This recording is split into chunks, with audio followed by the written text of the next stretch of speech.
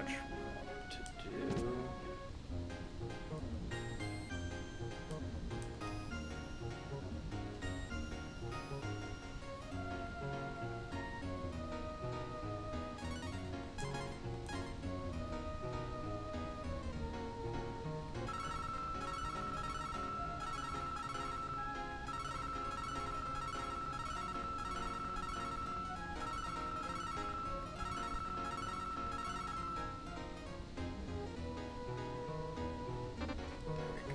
There's apparently no such thing as too much of that.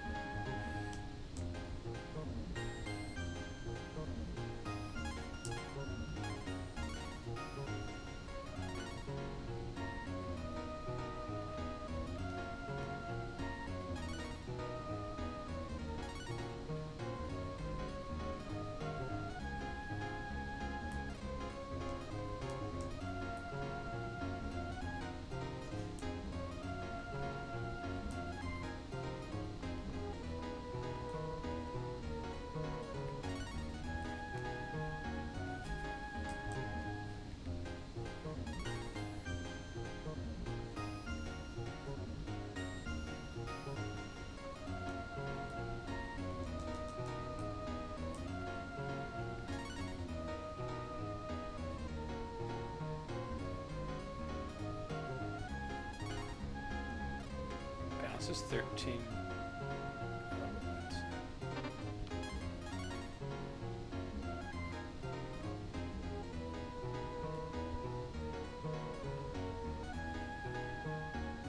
Okay, that's how it's working. Hello, Riri. Welcome to more of me attempting this thing.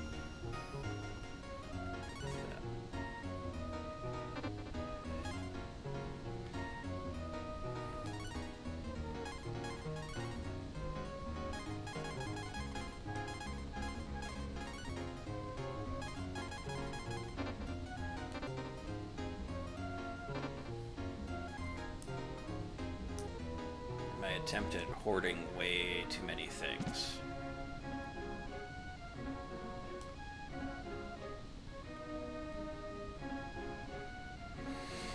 That is definitely my problem with these. So many things to have.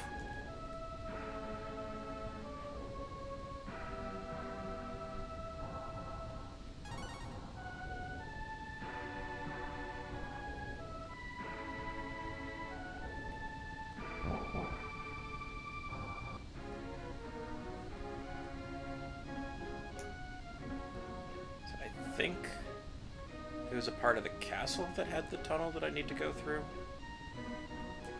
I know I gotta go through the tunnel-y thing, and I think it was in there. Because there was somewhere over here that they didn't want me to go.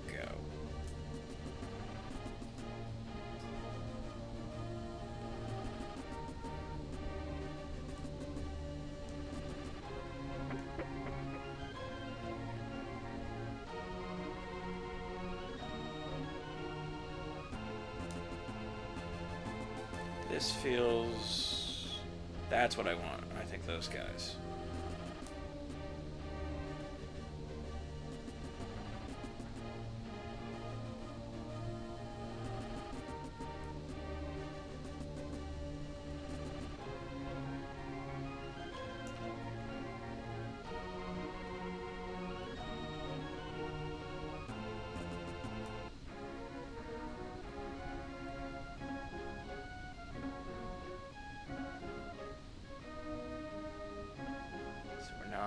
Tantar and Tuntar?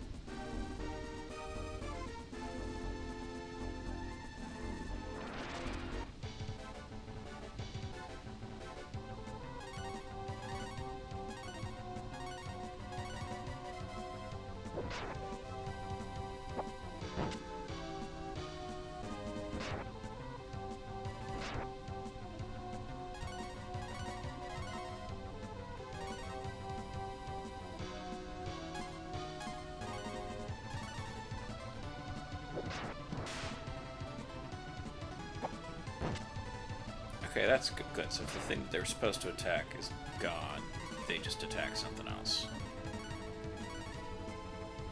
So that's a good, important test here.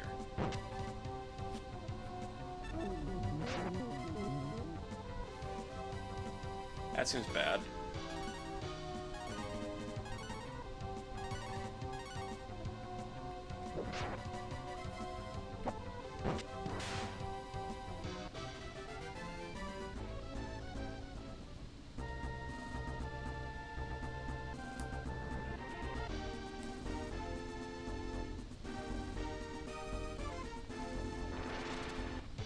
Wanted.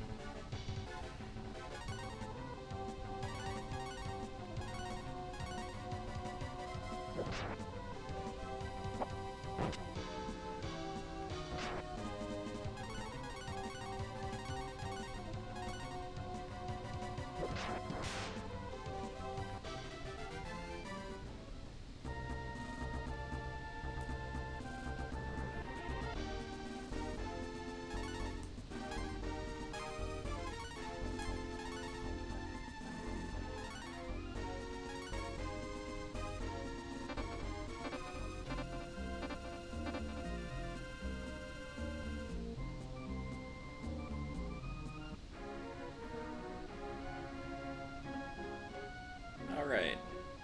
I need some sort of anti-zombie thing. I'm thinking maybe a topical cream will do this. There's something for this that I didn't buy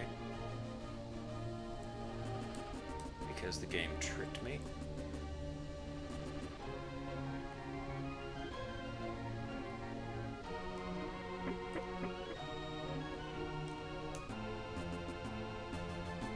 Place with all the zombies, and all the zombies seem pretty cool with it, and then have that be a bad thing that happens much later.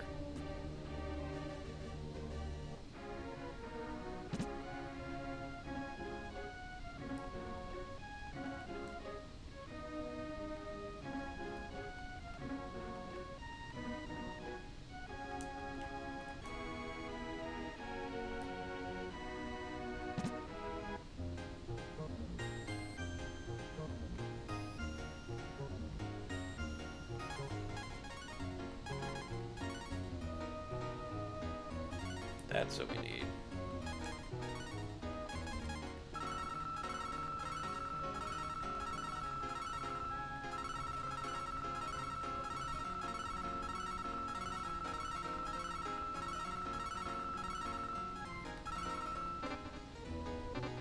There we go, because I feel like this is going to become annoying.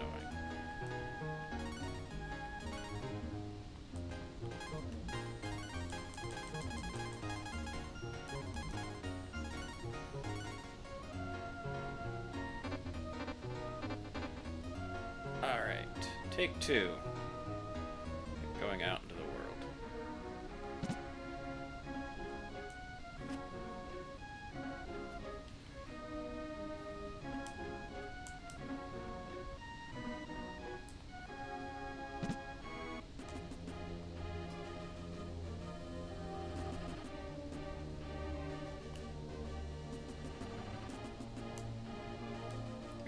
In retrospect, they're pretty chill about a zombie coming through here.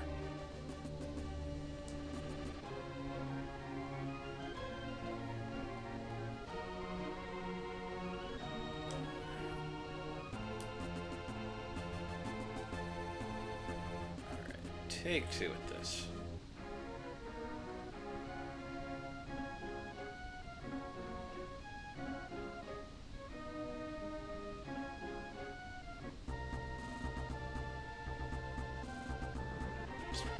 Further south.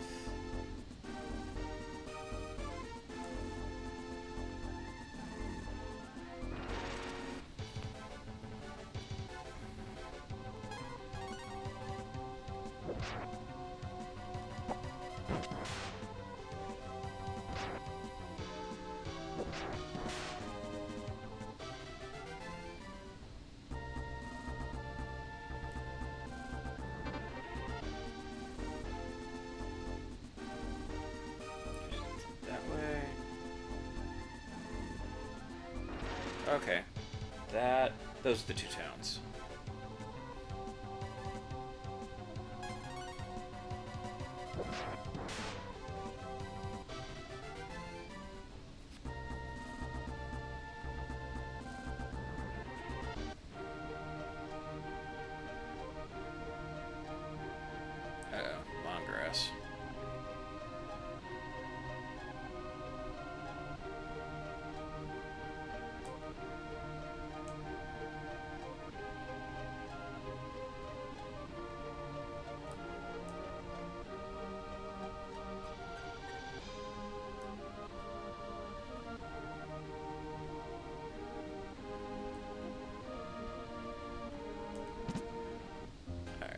Let's do first thing first, I think.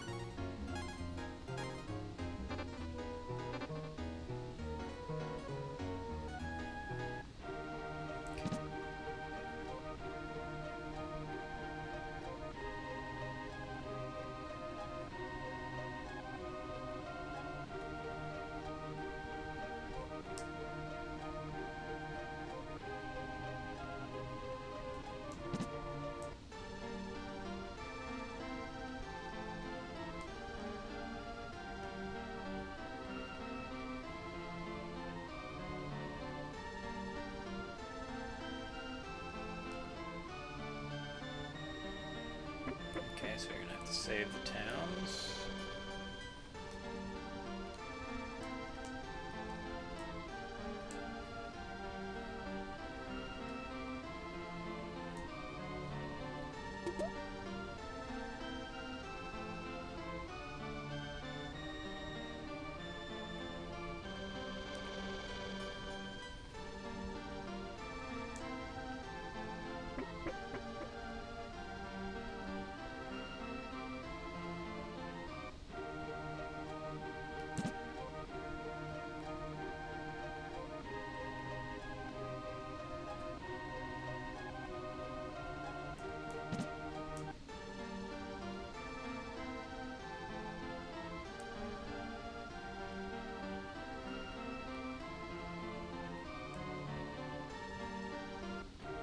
I feel from the purple one is probably the one that's relevant for this.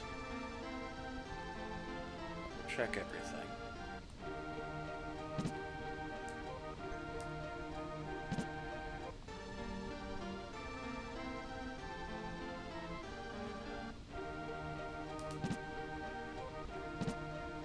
And the last hut is the blacksmith, yes.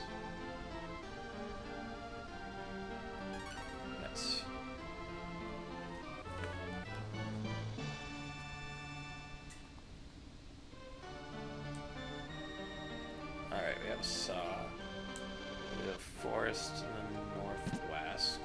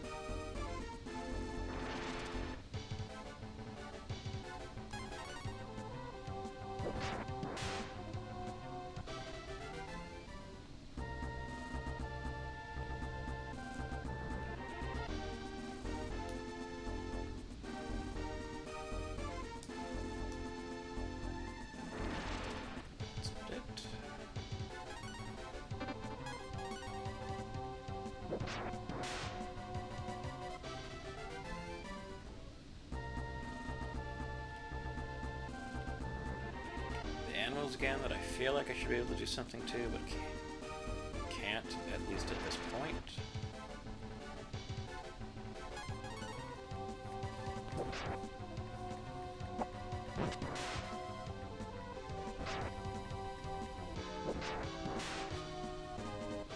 This game feels confused about what a blurb means.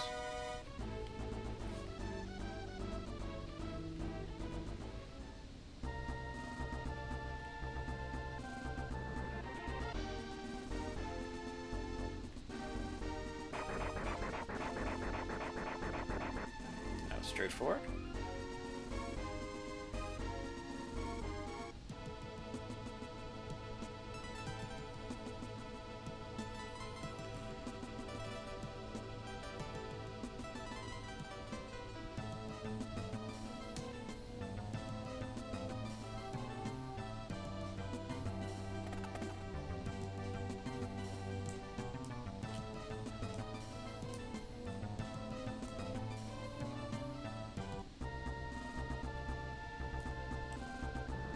Whoops.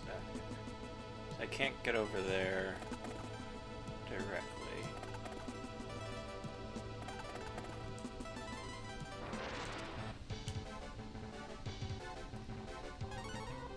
We have S Rider. I really don't know what to make of that one.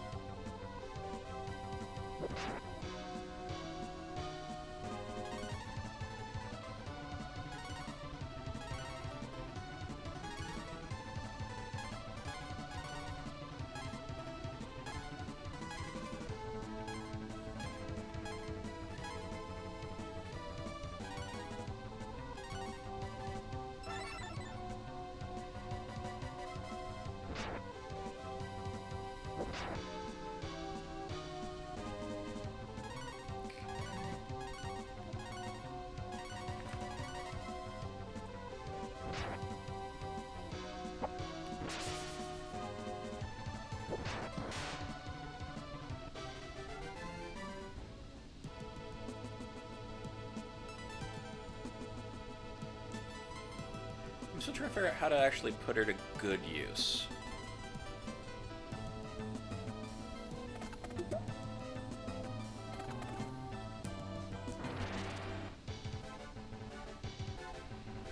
Like, I'm trying to use her abilities somewhat, but I don't like using things that are things that run out.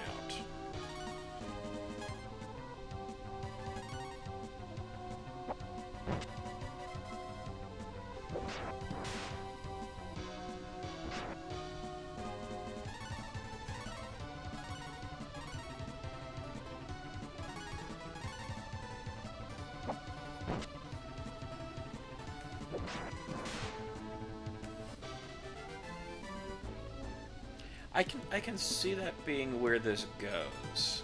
I think it's the gaps between stuff feel like I have to go such long stretches that I'm nervous to use a lot of that. Oh, this feels like I don't want to deal with this.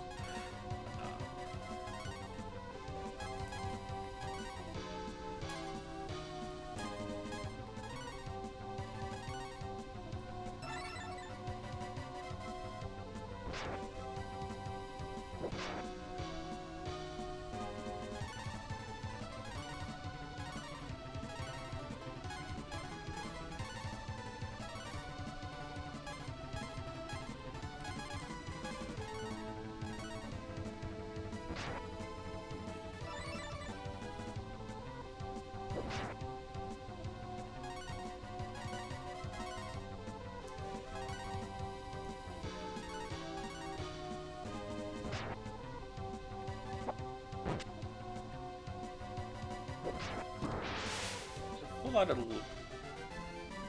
yeah. So I'm hoping on. I can't tell if the level, if the points go to everybody who's in the team, or if there's like some breakdown of who did what that matters.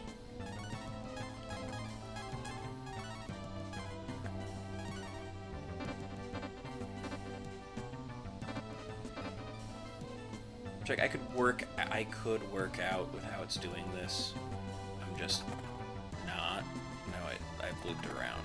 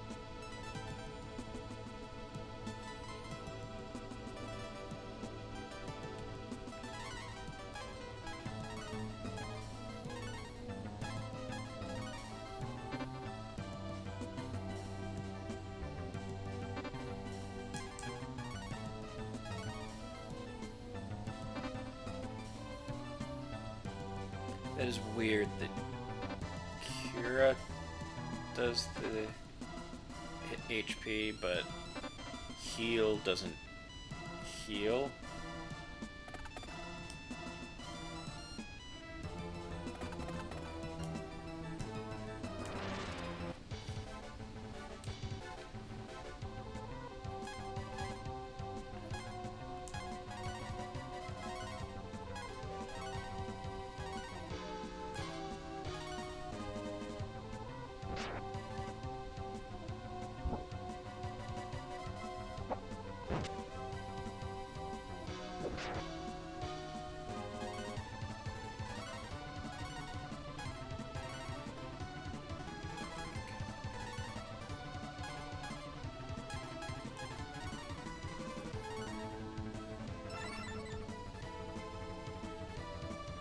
Uh-oh.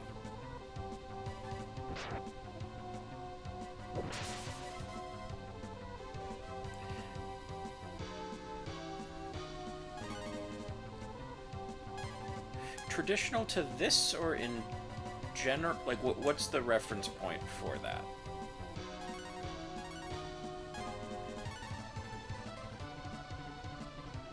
Okay.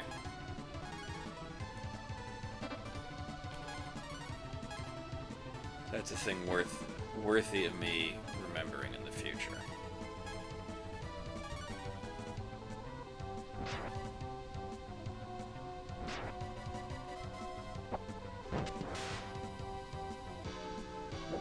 Yeah, I have never touched a Final Fantasy.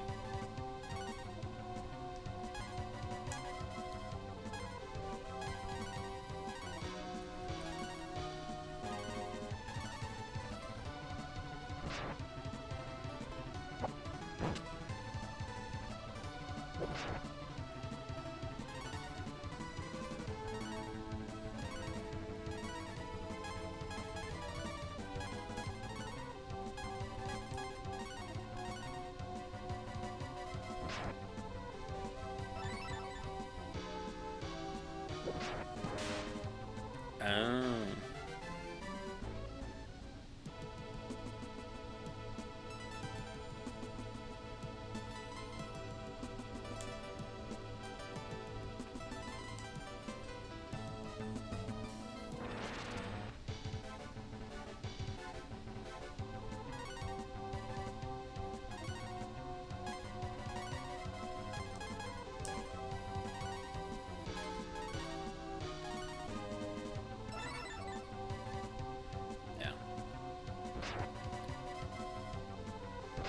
So yeah, I can see this just being me not being sufficiently familiar with the conventions then.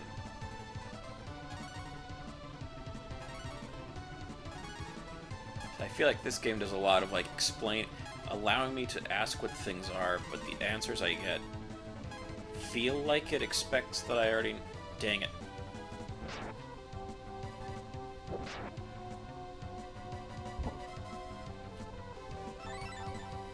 Wasn't who I meant to heal.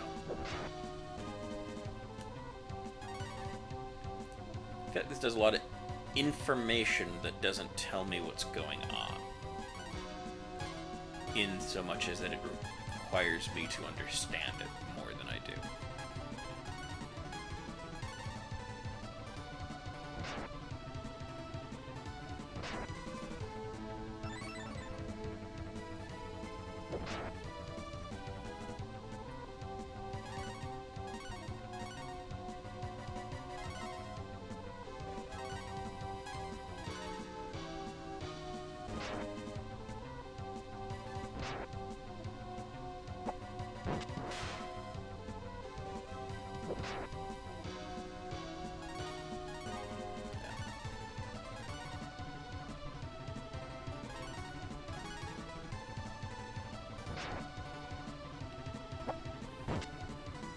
This, I have not looked at anything for online walkthroughs, but the manual is surprisingly thorough as to what to do. At least for the basics enough. That I'm like, we'll see how this goes with this. Alright.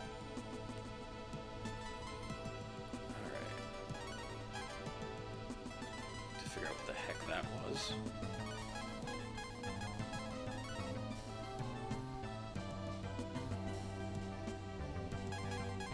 Oh, I have a map that does something?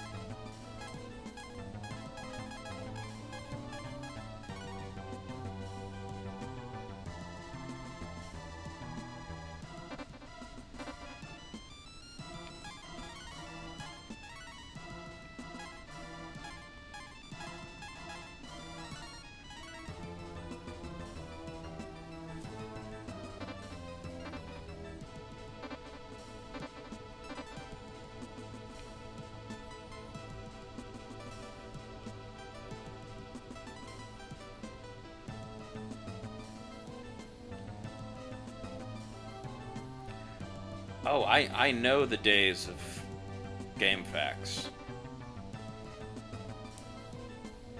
I'm being stubborn here to try to get through this on my own. As far as I can. That is definitely not the case for, like, games in general.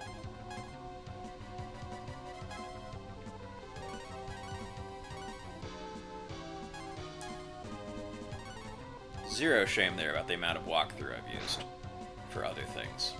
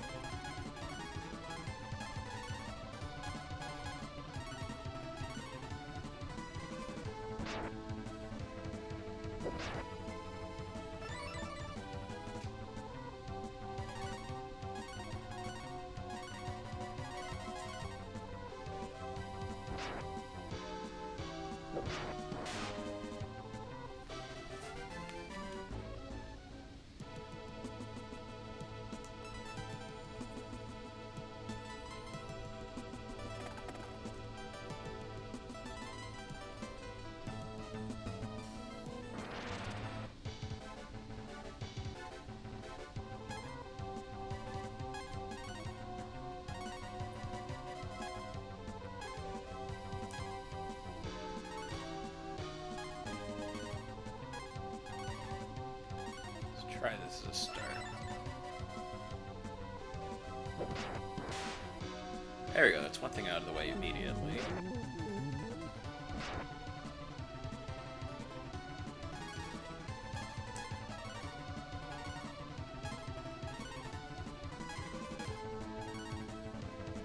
I need... got things for this somewhere. There we go.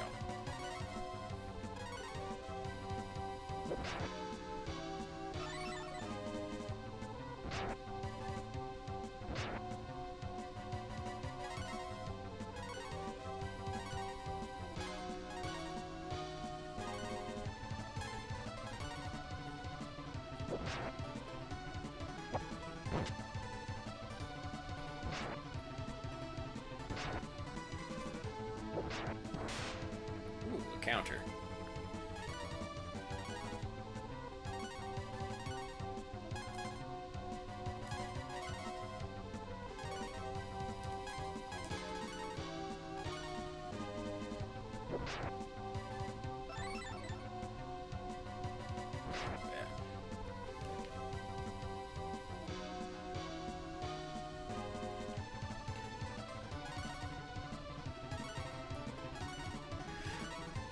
I feel like there's a good chunk of that. I feel like the bigger problem that I hit isn't that it's, like, the articles, it's the amount of it that is not actually written at all. It's... go check out... you know, go check out this YouTube video, and it's like, I don't want a YouTube video, I want to scan for the one thing I need.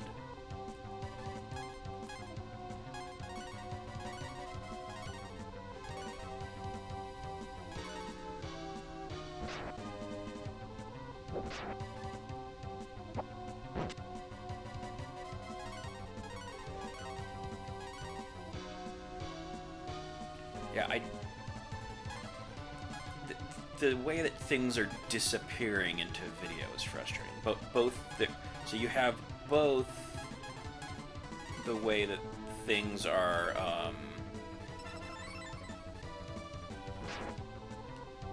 where it's just like, well, the thing I want is in video, but I want to read it. Especially if it's like, I'm playing this on a computer, I would like to check on my phone what to do. I just need to scan that and refer back to it as needed for, you know, where's all of some item located. I think it's less that and more that if you do it as videos, you're having to you're capturing people and you can stick things behind ads and all that. And it's, I mean, it's the same reason in a sense why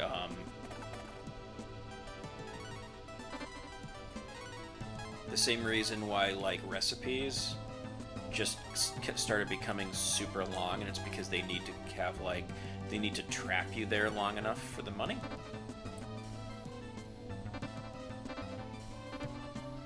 So I think it's being driven from that side. But the other part of it that frustrates me is I'm realizing now the more things are on video, the harder it is just to find.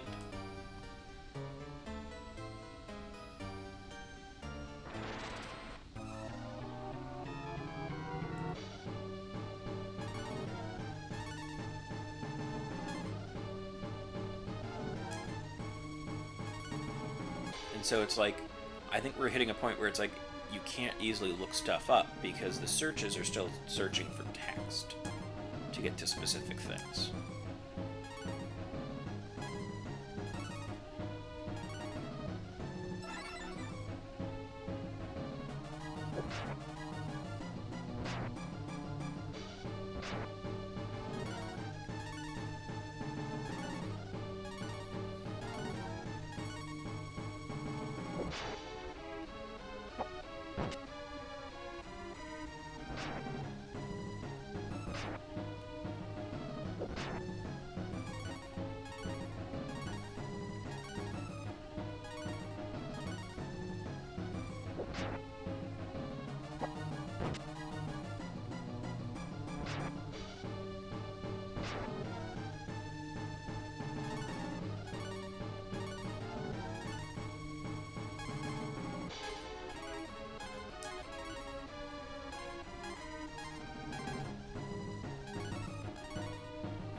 It's like, so many times it's just like, I just need the text of how to do a thing.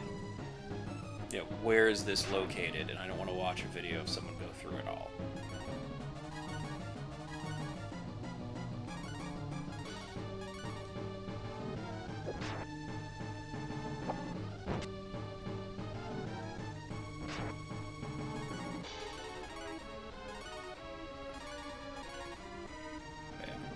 I think it's why like the recipes are like, here's an 8-page story about this recipe, or an 8-paragraph story first.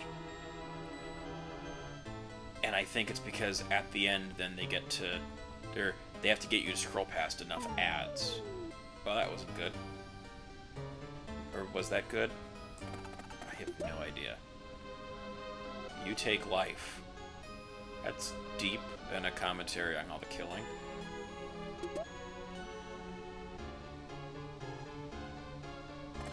Sword. You take life. Take T-drop.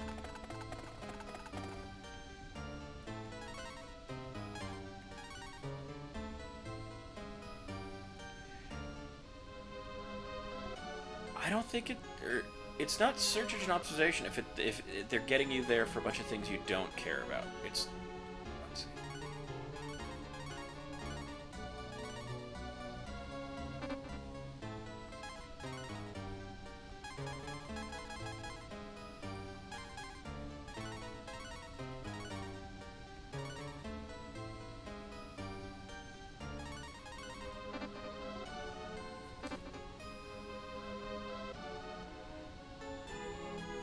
Yeah, but I think that only gets you higher on Google if that's the thing you're searching for. Like, getting high in the Google search for things that where people still see it's a recipe.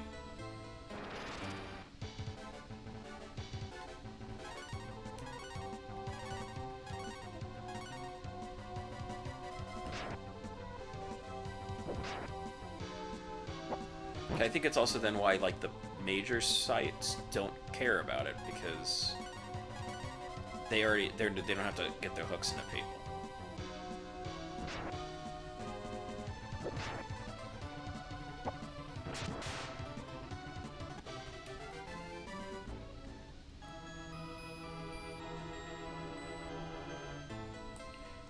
I don't know.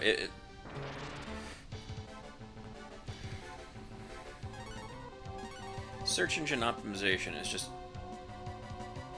Well, this enemy dated poorly. I don't know what I don't know how you make this not inappropriate, but it's not this.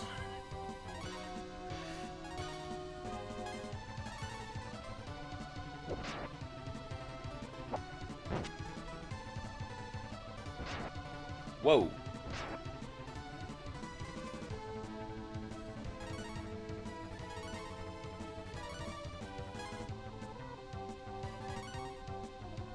I didn't think they could do that.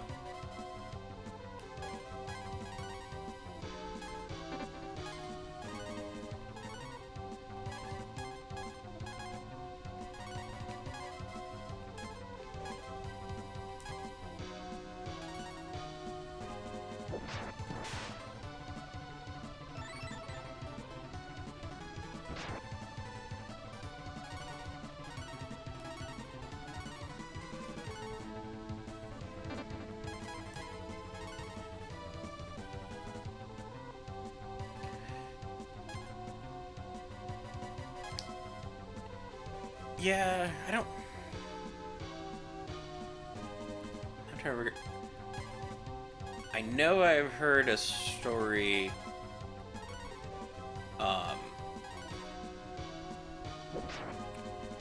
that happened at my old elementary school after I was there, because they had Billy Barty come and give a talk.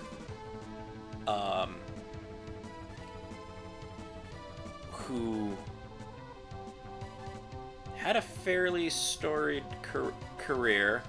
I think at a point where there was like just a couple actors that were little people that they kept casting, and he was one of them for a good stretch.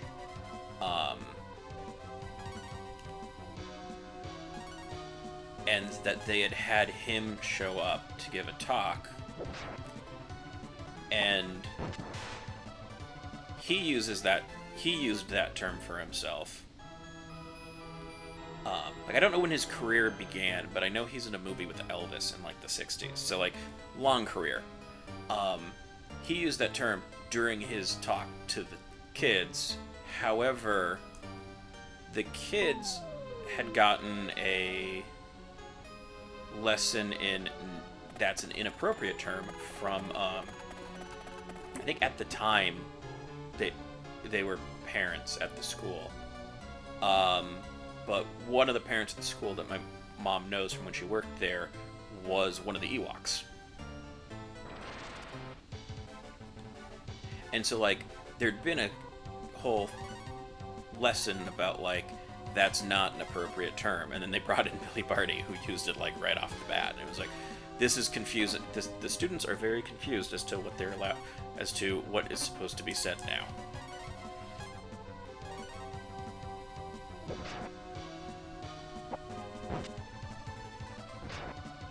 Uh-oh.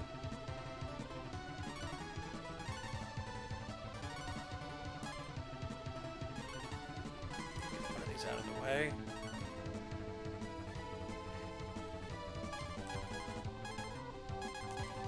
I mean, she does now. It's also just a little easier to pull that off here.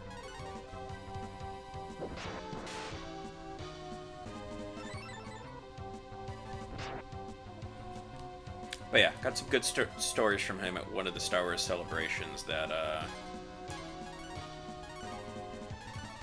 effectively, you can tell who had good agents because because they are associated with Ewoks with names and backstories.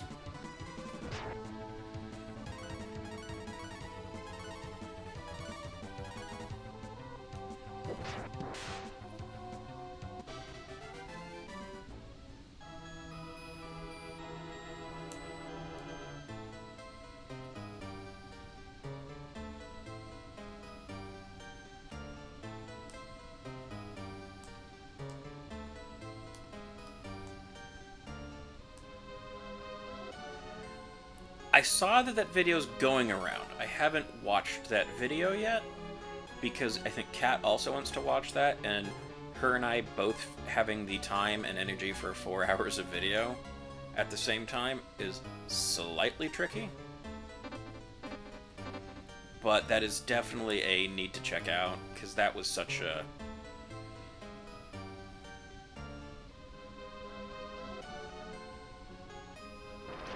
Yeah. It's like, I'll get around to it, because, I mean, I've definitely watched videos that long on things that seem like they had much less material. Because I watched the H-Bomber Guy plagiarism video that's like 4 hours long and is amazing.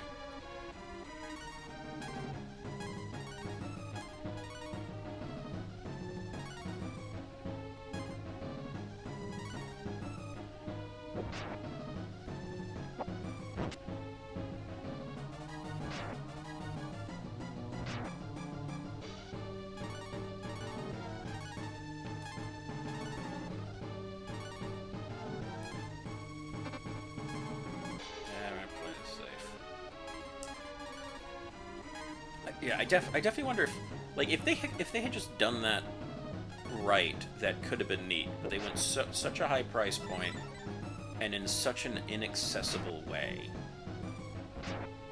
that it's like, and then it's like, oh, no one showed up, and it's like, I don't know who you thought was going to. Yeah, that's the thing. It's just like,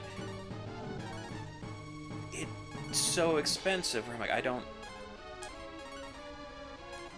It's like, who has the money to pull this off?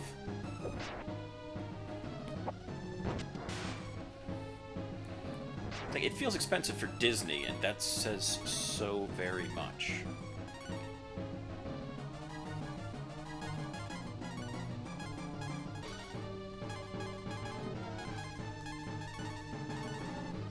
Dang it, no, that's the wrong heel again.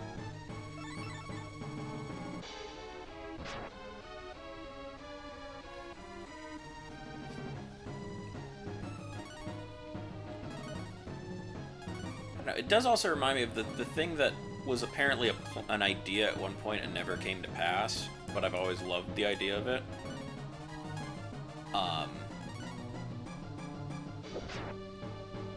Which was, at one point in time, there was talk when they had, with the Tower of Terror, of actually having, like, the Tower of Terror be, like, part ride and part actual hotel that they would make haunted. And I just love the idea of if, like, you actually did have something like that.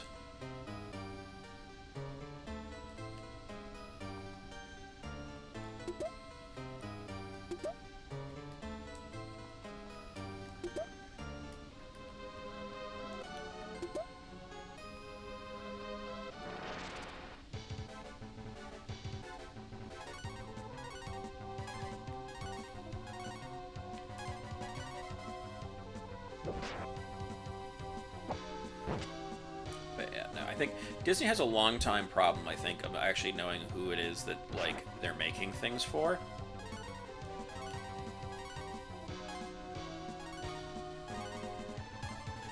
And I think that's also...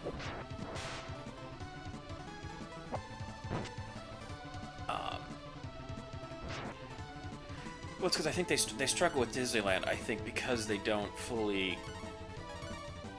handle that, like, the Disneyland crowd is different than the Disney World crowd.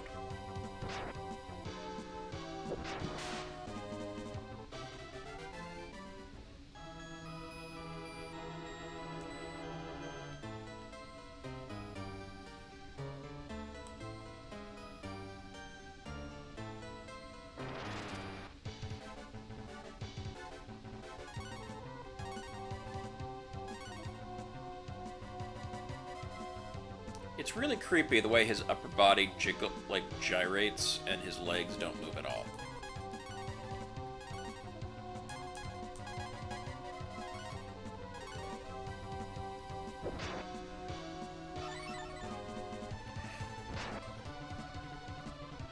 I think they have solid elements for that. I think it's more just there's an element between what a family with kids are expecting and something else.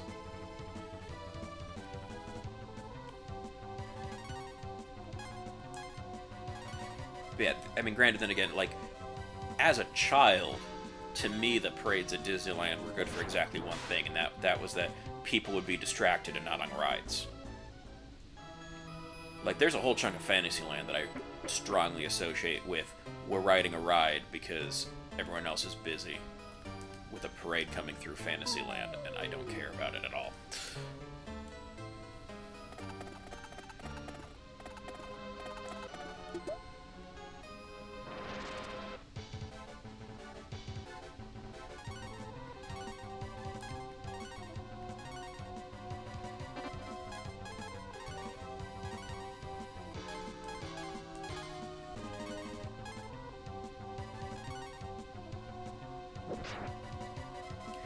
Oh, yeah, no, Mr. Toad's Wild Ride is amazing. I got to have the most wonderful experience with Mr. Toad's Wild Ride, like, last month. Kat and I went with my brother. Oh. Yeah, I mean, also, there's certainly also, like, from growing up going to Disneyland, it was back when, like, we'd go for the weekend and we'd ride everything. So, like, I knew I'd been on all the rides, and I could just pick which ones to focus on. The longer the lines get, like, the less you just check out stuff and discover things are great. But yeah, in April, Kat and I were there with my brother. And we were literally the next, like, the two people in front of us had just sat down in a car. And so we were going to be the next car to load when the ride shut down. Like, one...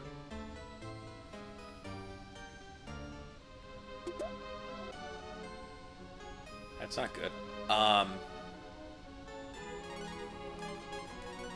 yeah, and so we are then had, like, we had front row seats for someone who had never had to call in a ride shutting down before.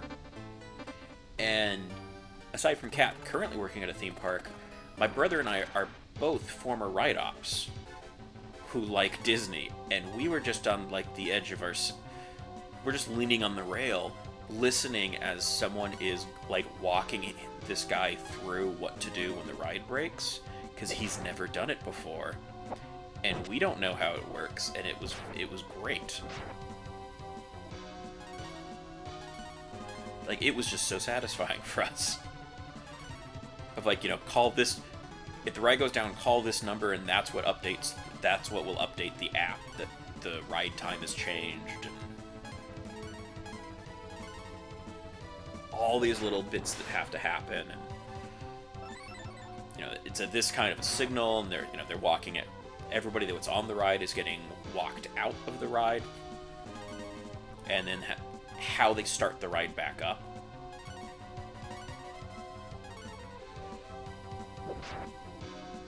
Like, most people would have been annoyed to be that close to being on the ride and then having to wait for, like, 15 minutes for them to get it up and running, but it was a wonderful, like, here's the technicalities of how this is working, and, you know, what buttons do what.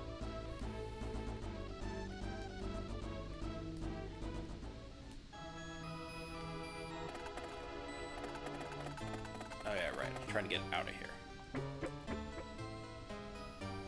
Okay. Up was bad.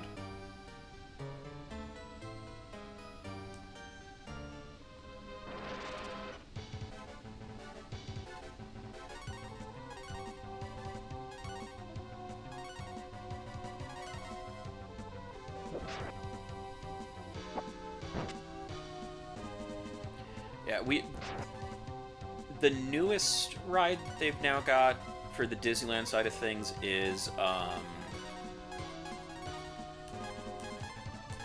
like Mickey Mouse, like Mickey's Railway or Runaway Railway or something. And that was something that we were trying to get in, except that was down constantly. Yeah, the lack of tracks feels like the coolest thing currently going on in ride design, but I think it's about to get like, one-upped real soon.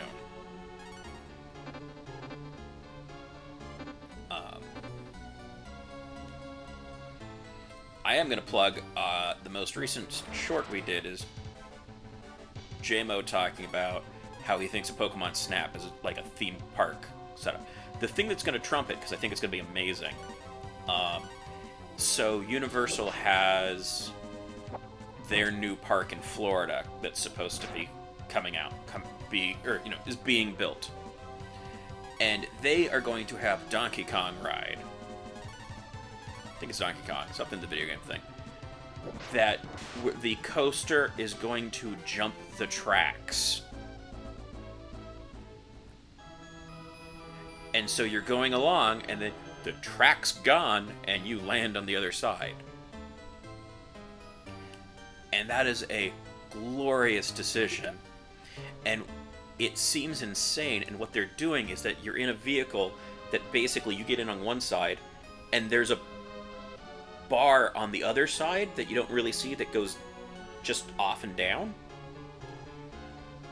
And so what is really happening is there's one set of tracks that the car is actually on, like below the tracks that you're actually seeing, which is going to let them do this.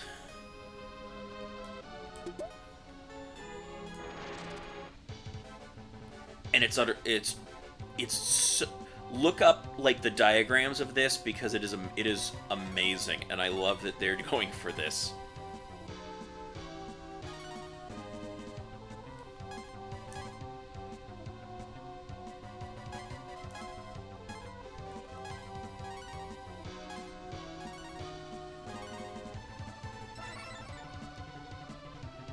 It's gonna go badly for me, I just know it. Yep.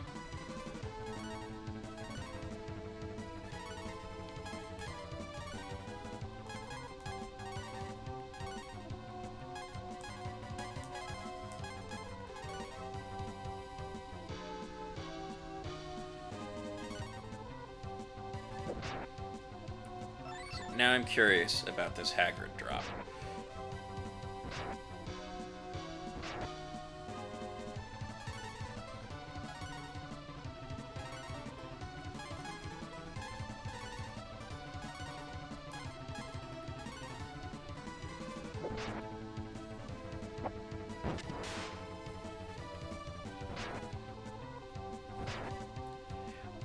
I'm not sure if I played the first Donkey Kong Country. I've definitely played those mine cart levels with that kind of structure, so I'm not sure if but I can't remember which Donkey Kong things I've played.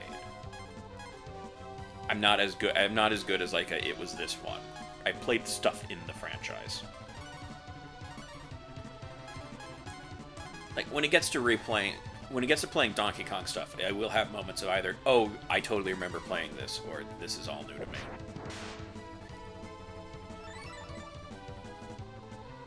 But if I played it, I'll recognize it.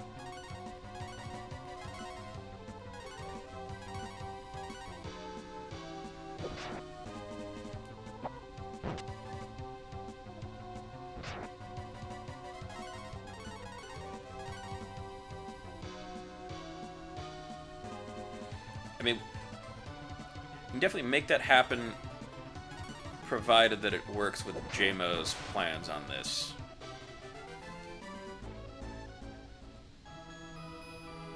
We're trying to get more coordinated on, oh god, there's more of them, on who we've got on Win.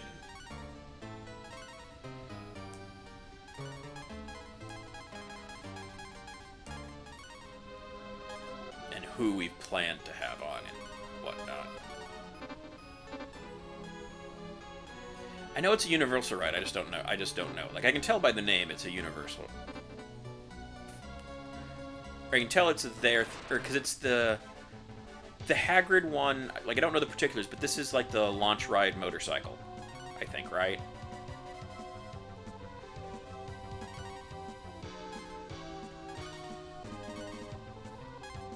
These jerks show up right before I was setting... Like, I set myself up for a different battle, and they showed up.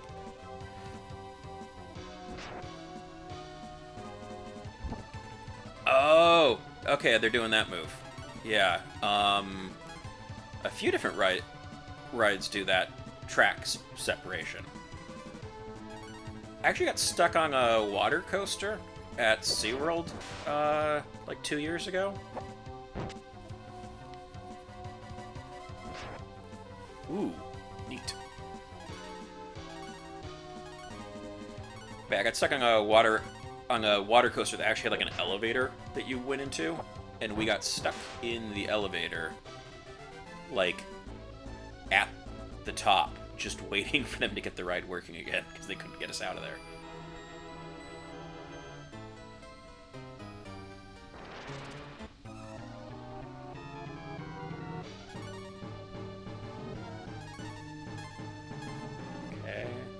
Try a different strategy and see what happens.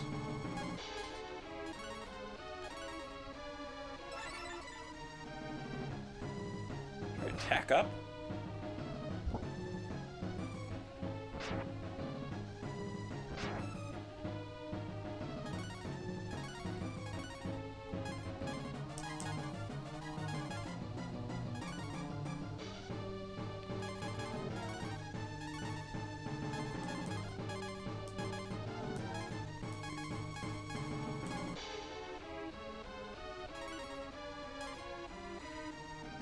I mean, that's the great move, is when they make the ride do a thing you didn't know the ride was allowed to do.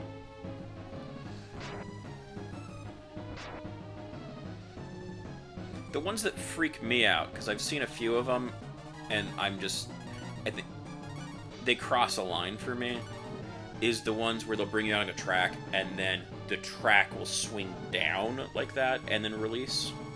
So it's going from a horizontal track to a vertical track to drop you. Because that just feels like a timing effort is happening that I don't trust.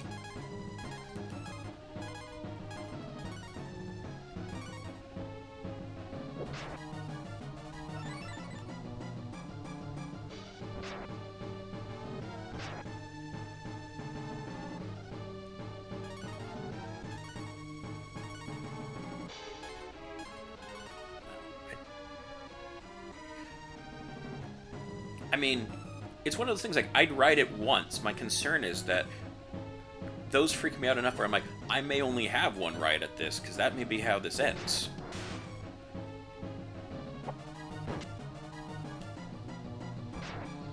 Like, when I know part of this has to stay attached to the track, I'm good. There's some variables in there that I'm less thrilled with.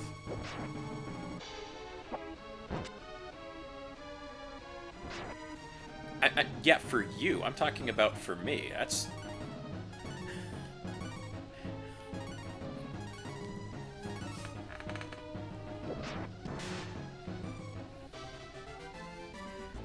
I mean, I say that, but then again, I have entirely played a game called How Loose Can the Restraints Be on a roller coaster during like repeated safety rides, which was probably not a thing we should have been doing.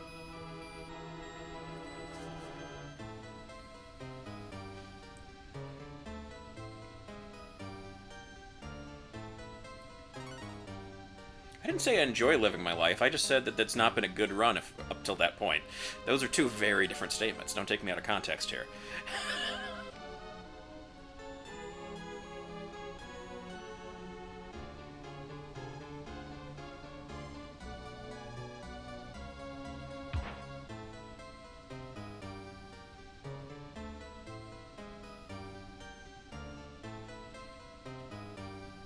God dang it. What in the bejesus is that?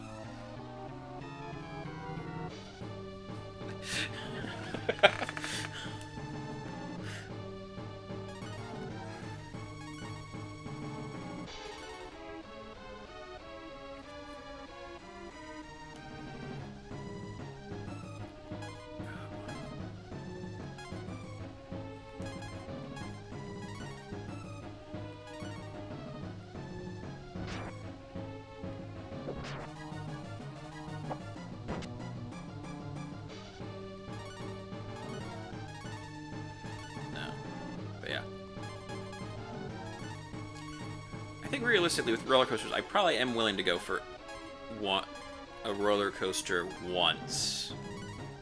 Kind of no matter what.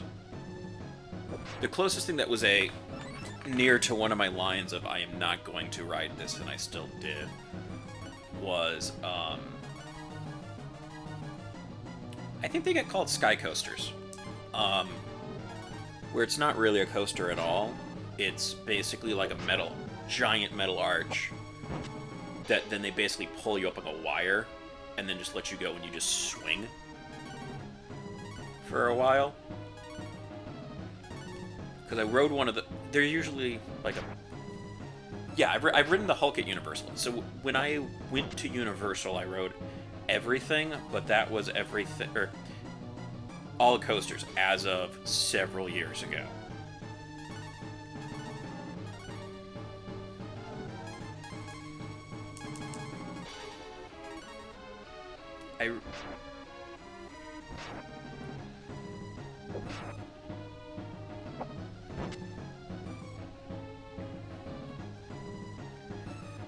I know one of the ones at Magic Mountain, every time I've ridden it in the last, like, 25 years or something, not quite 25, like 15 maybe, there's a part of it that my vision goes black towards the end,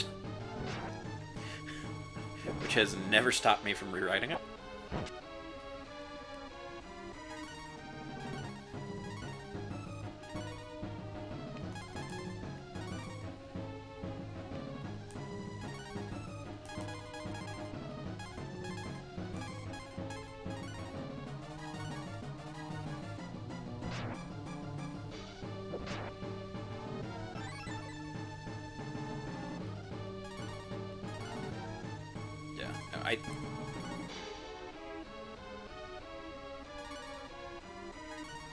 I feel like I don't have any roller coasters that are, like, definitely crossing a line where, like, I'm... Actually, yeah, no. There's only one that I really think of as a coaster that was I have to prove myself on or whatever. Or would think about that. And that was... It's no longer existing, to my knowledge. Magic Mountain had a roller coaster that was called Flashback.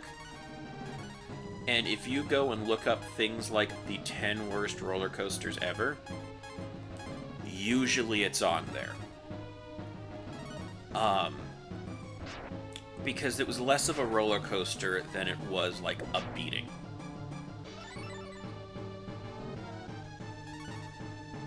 It was a very rough coaster. It was not fun.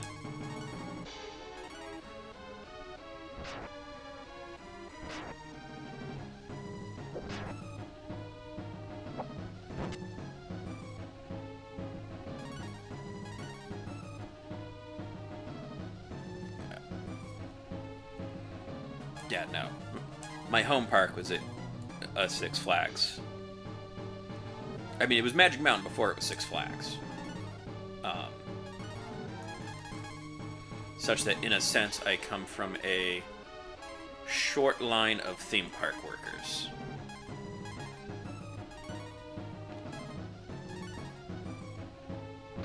But yeah, no. Within the coaster realm, Magic Mountain is notable because it has I think it officially now has the most roller coasters. I need to go to Six Flags over Georgia. I mean, I need to go to a lot of places that have roller coasters.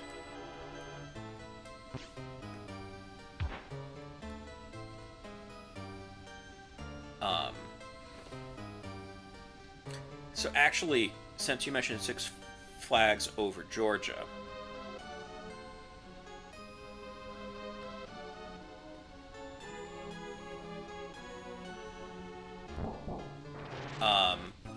are you familiar with, I think this was called there, was a ride called, I think it was called Deja Vu there.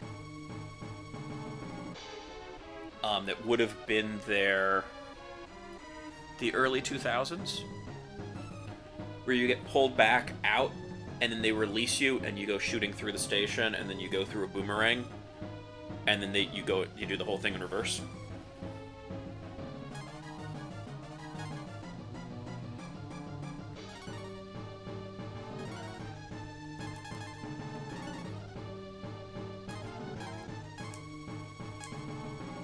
Okay, yeah. So that ride, they opened that ride, like, they basically, God dang it, I did the wrong one again. Oh, wait, go back. So they opened that ride at 3 different Six Flags parks at the same time. And so this was when I was working at Six Flags Magic Mountain. And so it was day 2 of that ride having been opened. Like, day 1, it was like a 6-hour line. Day 2, I get transferred over from my ride.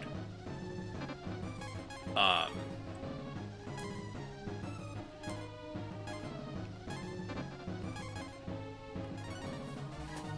yeah, so I'm transferred over to that ride at the start of the morning, and I get over there, and it's like, alright. They're training me just to be like, you know, count how many people, ask how many there are in a group, and send them to the rows and stuff, like that basic stuff. However, the one in Georgia had a malfunction. And so, the one in and so, like, that day, it malfunctioned elsewhere, and so they needed to make sure that ours was working correctly. And so the solution was to just put people on the trains. Is to just get, and so they put everybody that was working the ride on, and then they just called various departments with it throughout the park to be like, do you have extra people? And if you do, please send them over here. And so I rode that ride for like an hour and a half or something. Like, not constant an hour and a half, but it was a, okay, we're gonna ride this, see what happened, alright, we'll try this again.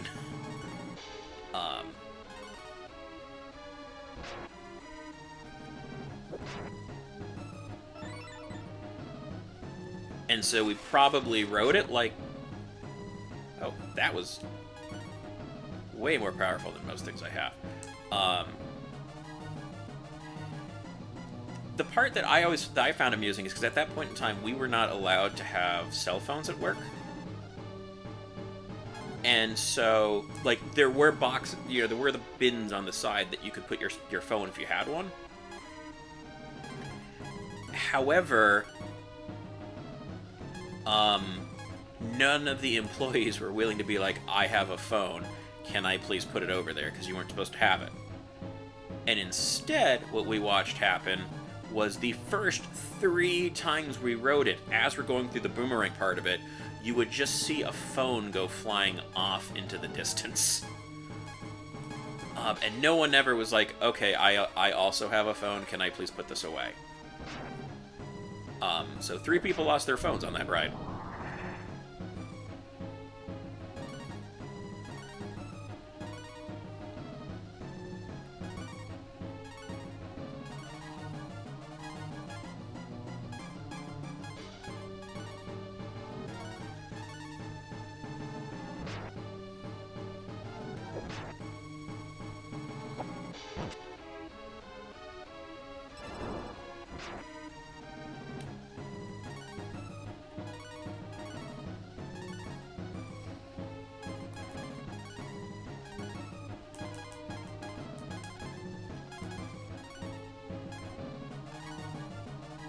But yeah, so on that ride, me and someone else were basically in the back row, seeing how loose we could go with the restraints, until we went too loose, and decided that that was no longer a game we'd keep playing.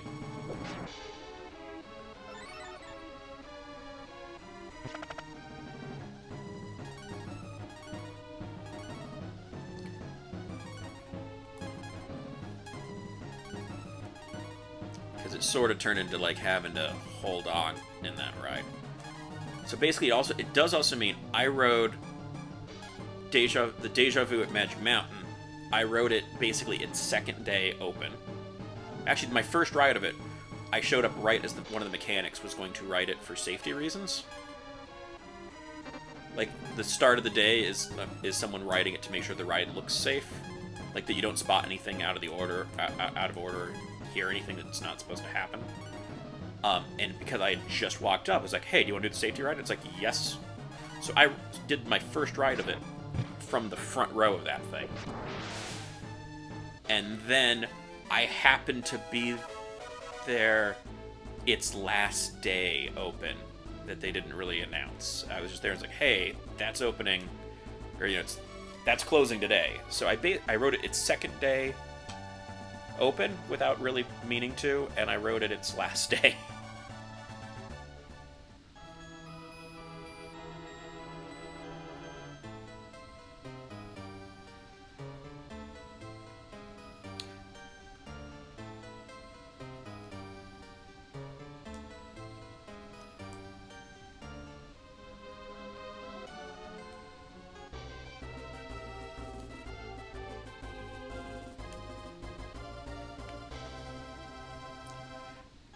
The crazy part is that I do know that they've been that,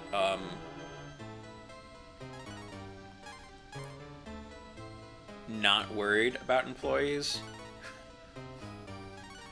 Because I've also heard the stories of,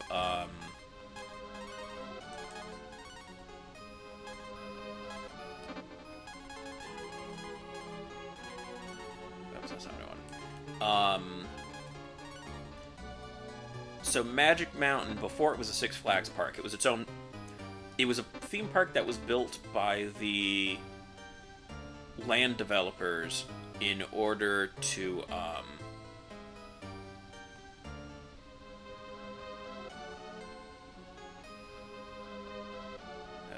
it was built by land developers with the goal of... Where the heck am I going? Get more people to go out there, sell more houses. And so it was just Magic Mountain on its own for quite some time. And so in 1978, I believe, they built what was one of the largest wooden coasters in the United States, which was called Colossus, which was a racing coaster. I mean, expensive way, but it worked. Yeah, so they built this big racing coaster, and you know their ad slogan at the time was "I survived Colossus," and then it got a bit weird when someone didn't, because someone flew off of the ride. I've actually talked about this with Victor because it has to deal a lot with, like, do these restraints actually work on for varying body types and conditions. And yeah, so someone flew off the ride, and the stories that I've heard was that they basically just went and got employees from the employee cafeteria and put them back on the ride to see if the ride had a problem.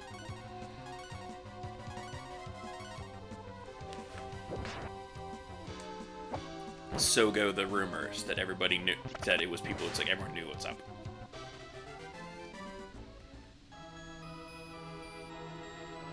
You get a lot of fun rumor stories when you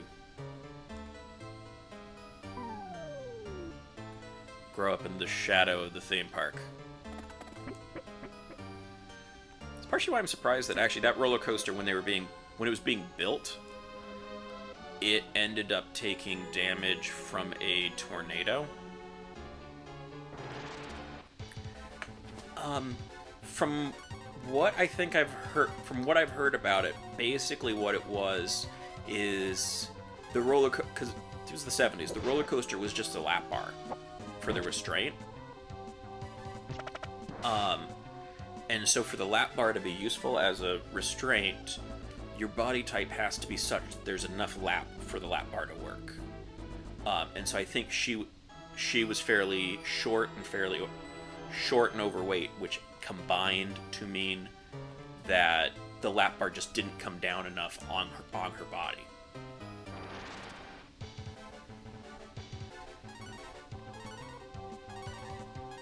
And so I think they put in I think like more of a test, set up like a test car for people to check to make sure that the restraints that the lap bar would go far enough down.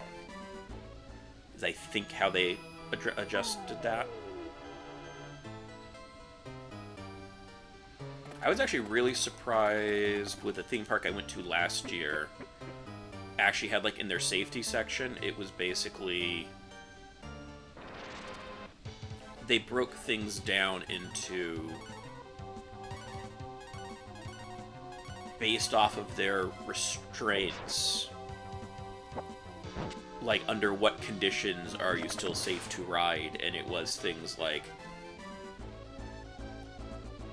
at least one full leg, or at least 2 limbs kind of stuff. And it was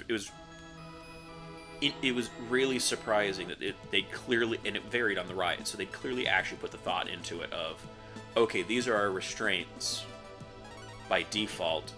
Who is this safe for and who isn't it? Like, it was a lot more thought than I've seen anywhere else ever do.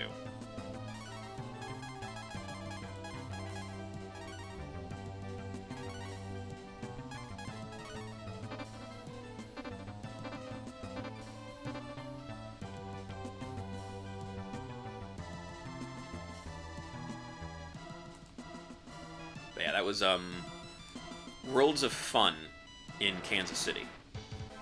Because Kat had a cross-stitch thing, and her initial plan was that she was going to be going with someone, and then they decided not to, and I decided, well, I can go to ride roller coasters out of this.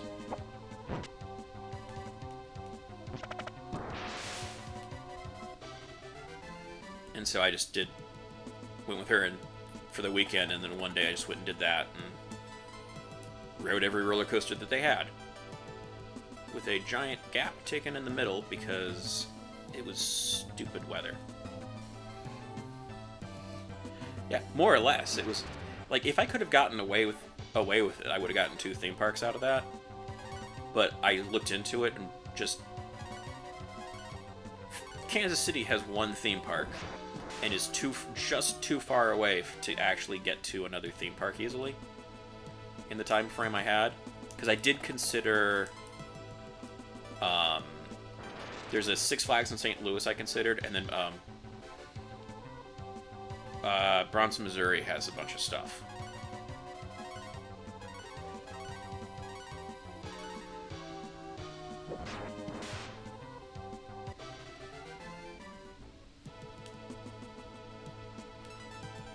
It's also helpful because I think they were also pretty good. It was easy enough that I could figure out that I would at least, like, fit on their rides. Because for doing more theme parks, I really also would need to work on making the rides more comfortable for me.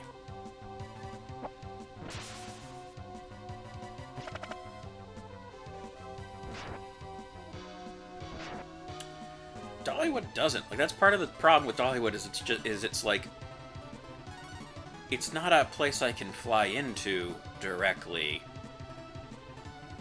Well, I think it also... Kat cared a bit less about generic theme park. Kat also wishes to do Dollywood, so there's definitely a... like, we need to do some eating better and stuff, and then we can go to Dollywood. Like, I have that in my head as a goal. It's like, I want to go. I need to...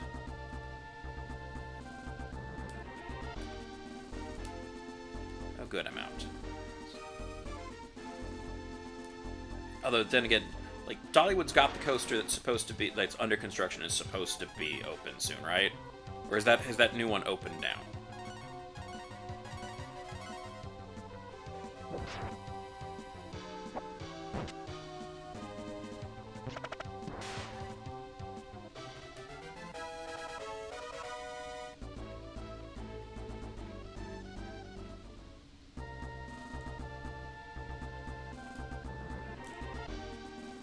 I mean, that, or the other thing that I need to have happen, I don't know why it hasn't happened, is that I want,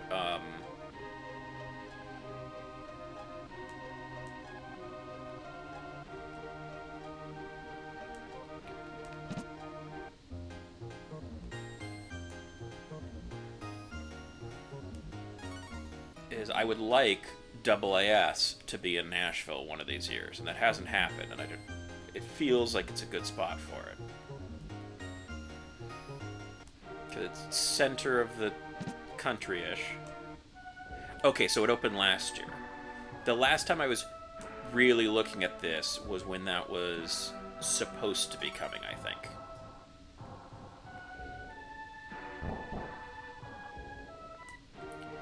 The one I'm thinking about is the one that I know you knew about, because it's the one that, like, you had heard was coming, as I recall.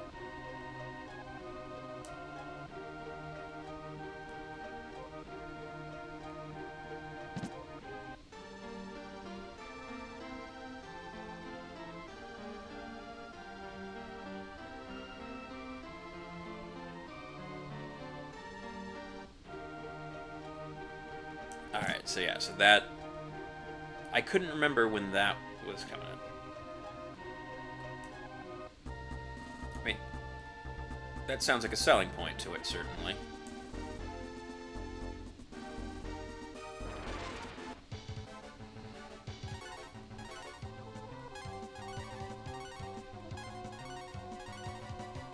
I think that also means, like, is it a wooden coaster?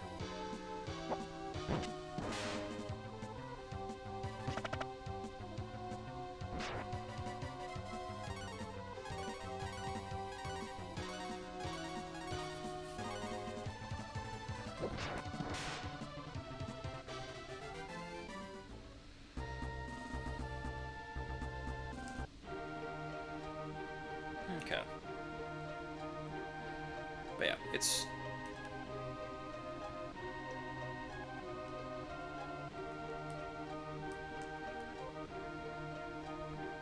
Ooh, that sounds... Okay, that sounds awesome. I'll say one of the things that I've done and I kind of...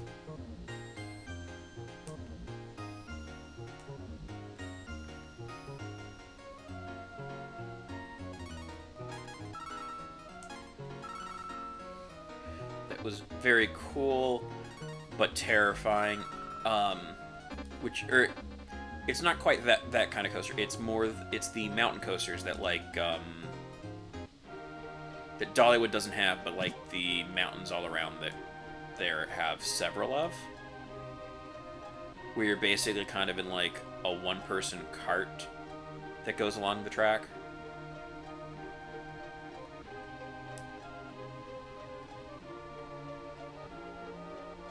And so I did one of those that goes over Lake Tahoe, and that was terrifying. Yeah, there we go, Pigeon Forge. I'm trying to remember what that's called. I want to check out, like... Yeah, so I know it's not Dollywood, but, like, the Dollywood area. So, like, I do want to go to both Dollywood and all of the tourist trap... or not all. Several of the tourist trap places in Pigeon Forge as well out there.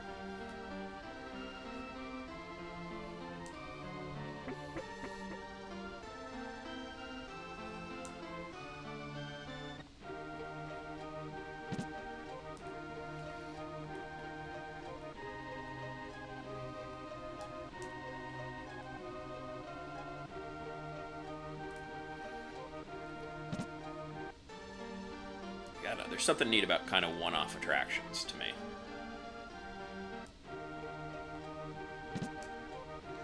Which is why something like a Pigeon Forge, or to some extent Vegas is kind of... Vegas used to be more that same thing, I think.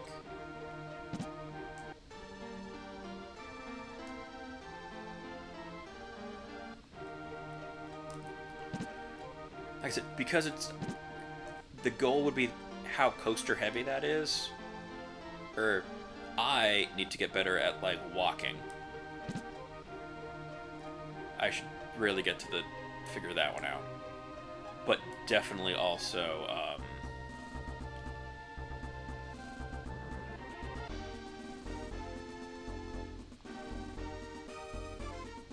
oh god, there's a lot of map here.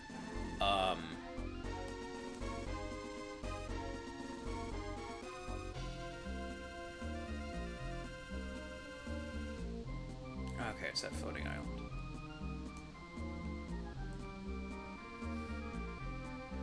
Oh yeah, no, that's what I've done. Like when I went Because, like, my first time at Universal Florida, I was there by myself. And so I just fast passed my way through that whole thing. I think I did that for... Or I did that for World Fun Kansas City, because I wanted to get through it all. And I did that... when I was at Vandy, I had a conference in Pittsburgh that I went to. And I worked a trip to... Kennywood, which is awesome because they have a bunch of like old rides.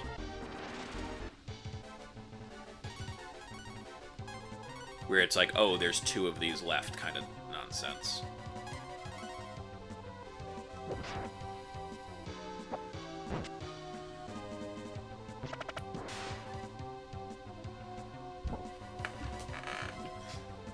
But yeah, I have to have a good stretch of like proper eating and exercise to get to a point where I can do something like Dollywood and not be like miserable on it. Especially where like that's the point of the trip. A huge part of me going with Kat when she did the cross stitch thing is it also meant that, because technically it's in Kansas City, but it's actually it was in Independence, Missouri. So there's this real, oh good, we're about to start the Oregon Trail vibe to that trip.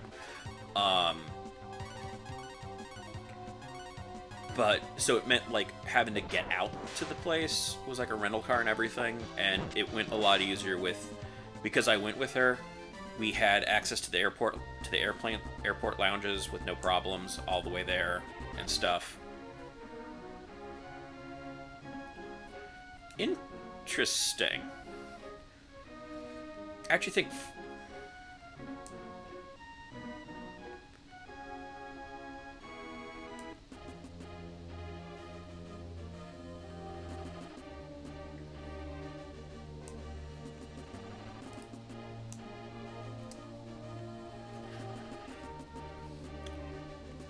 I mean, even the start part was rough.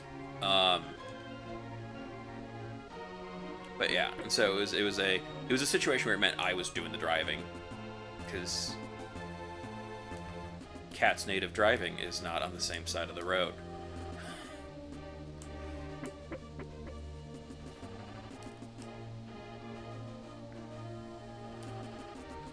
But yeah, I mean, I've been in worse spots than the Oregon Trail.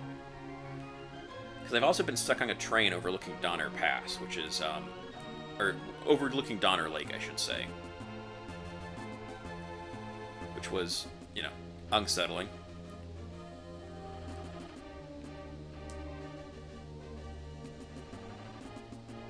Interest. I'm figuring, or how are you monitoring? Does that take monitoring, or does it just take, like, knowing what you're doing?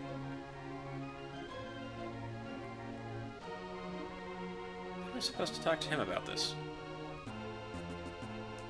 None of you are helpful to me.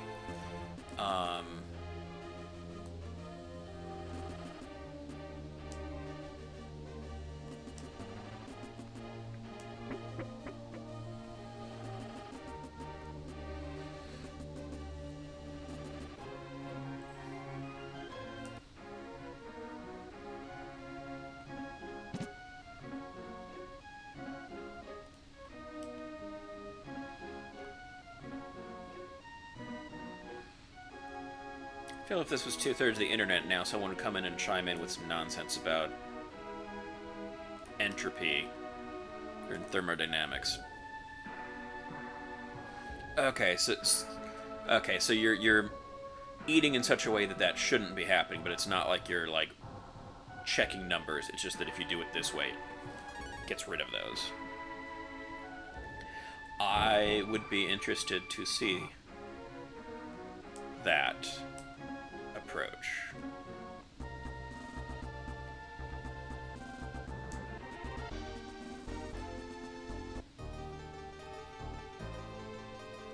Oh, I get how this is gonna work now.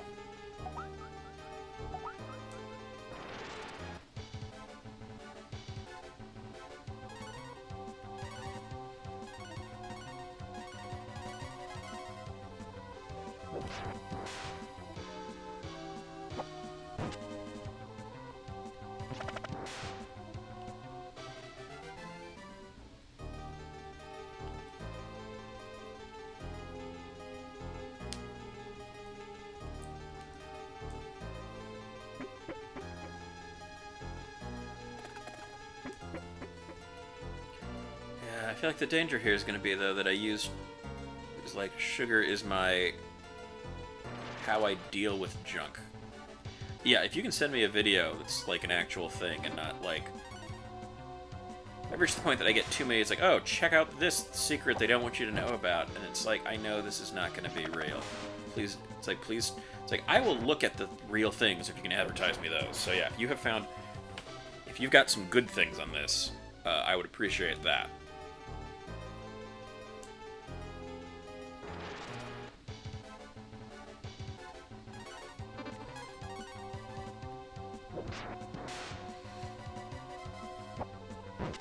I think I tried to do a clinical trial that was doing like a weight loss thing a little bit ago, and I didn't have the time to commit to the clinical trial. It was like, this will be my motivation, is that this is for science, and so I'll actually do it. And then Cat's Long COVID kind of took the energy out for me to be doing much else.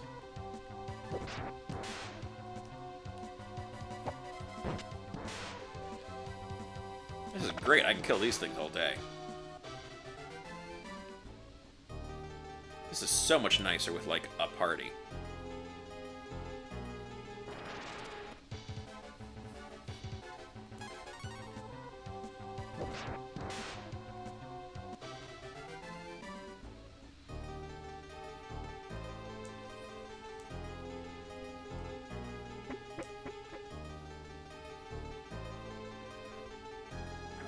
So I just have to get out of here.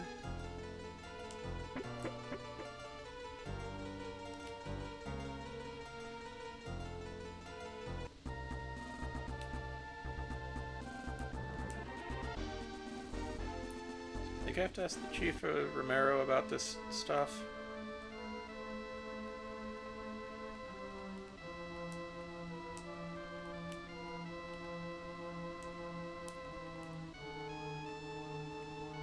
Oh, this is the hour of the zombies. Good time.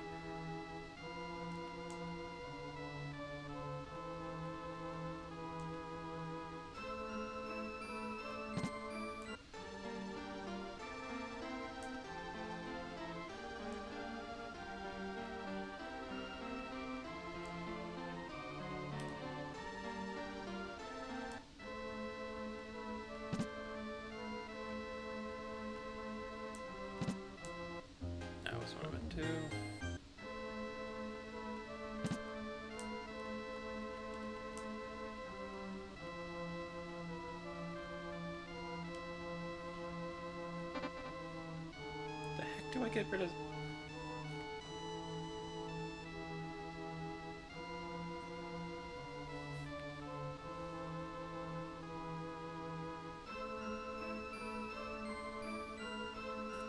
Okay.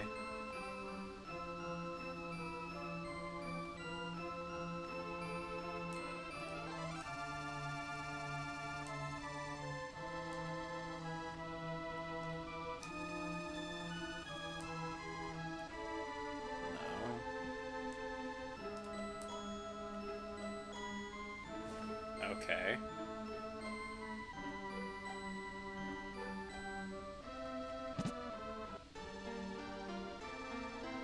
Somebody's gotta know how this works.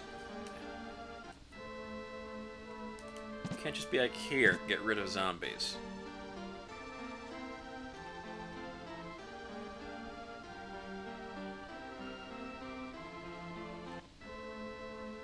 Do I already have this stupid jar?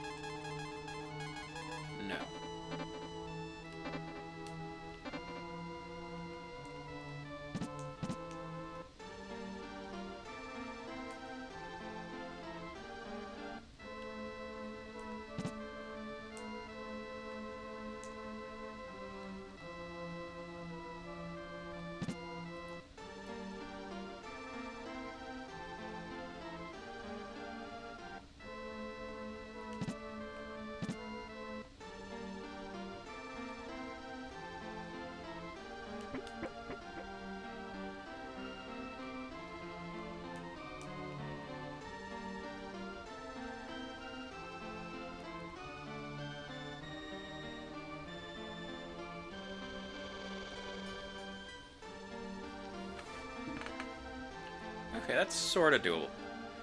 I think the first round, we're slowly getting better at having things in place for cooking.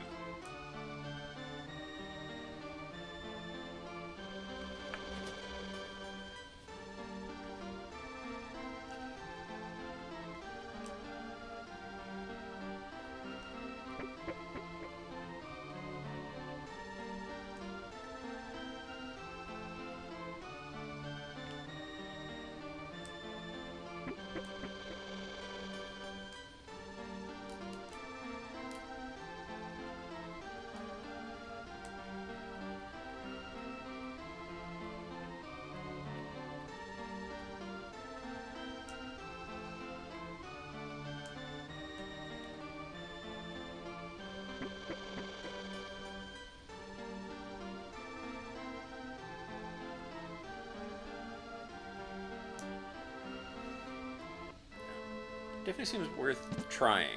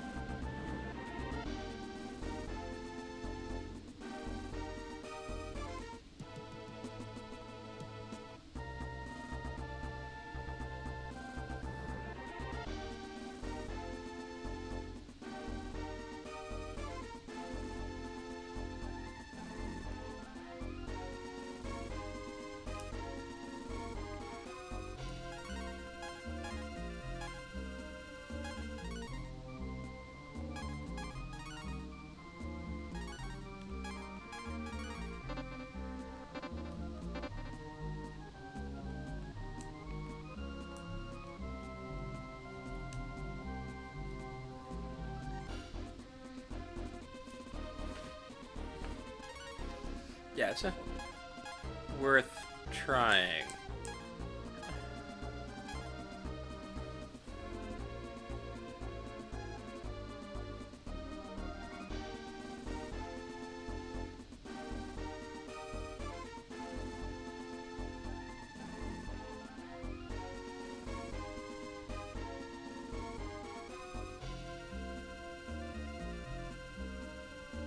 Okay, so I think I do this.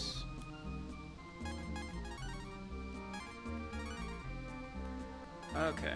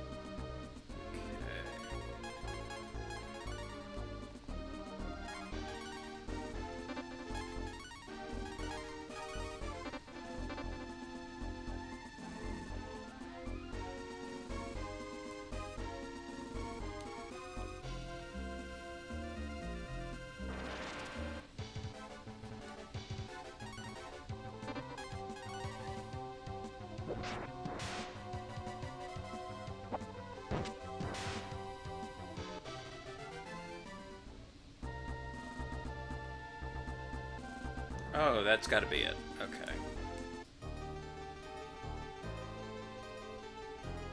This looks like a tomb of Romero. No, this is that cave. This is just the cave. This isn't what I was after at all.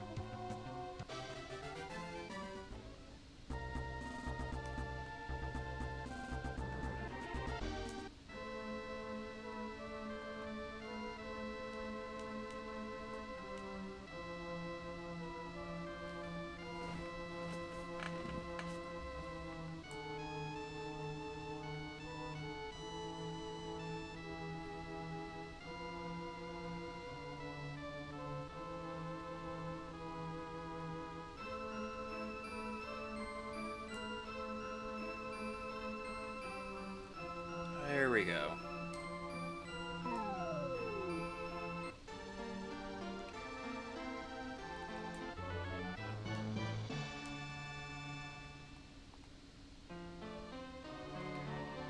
Tombs move a lot sideways in video games compared to what I thought they would do. Okay.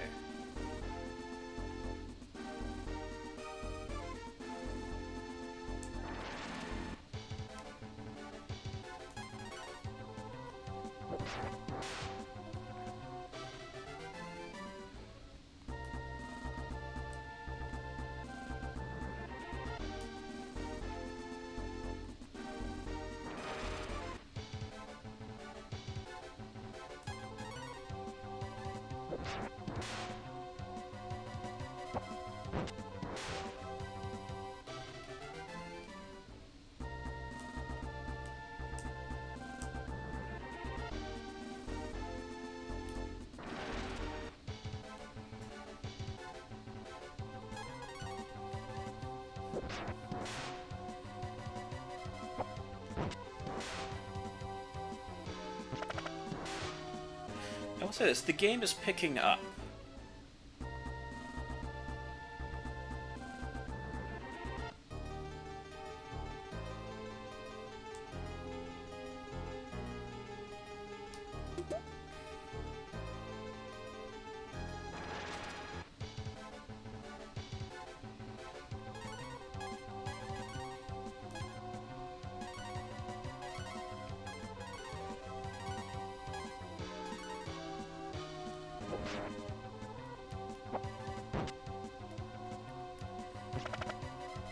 Dang it.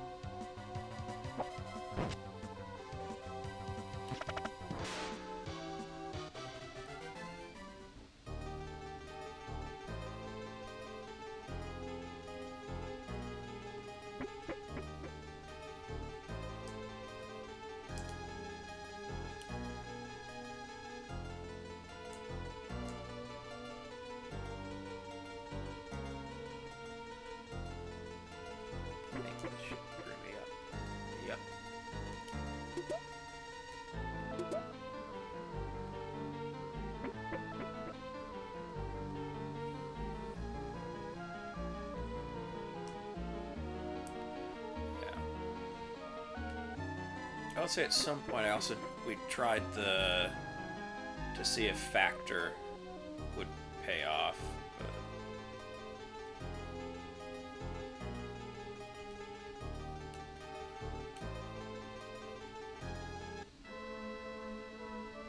discovered that, like, I think the problem with our apartment complex is trying to get, like, food kits kind of deliveries is just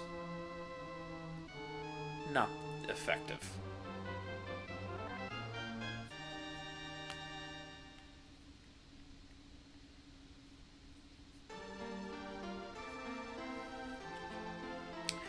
The problem we started having was it would be like, legitimately had 1 week where the order arrived 2 days late with only one of the meals it was supposed to have in it.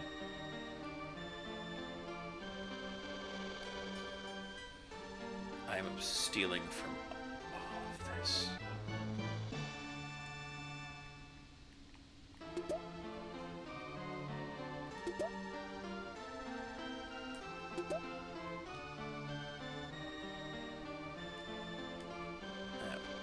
I think the problem is basically, or partially that, and then partially also just getting things delivered into us was an issue. Because we're, like, there's a door you have to get buzzed through. And some of the food things will just leave the food someplace. And it's like, I don't want to have to play where did they hide the food.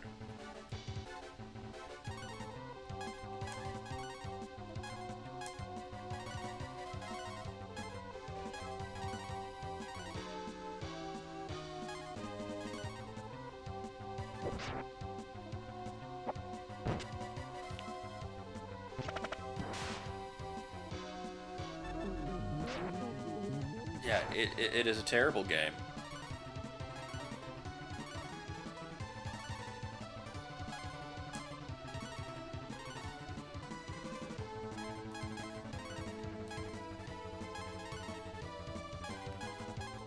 I got a thing for this now.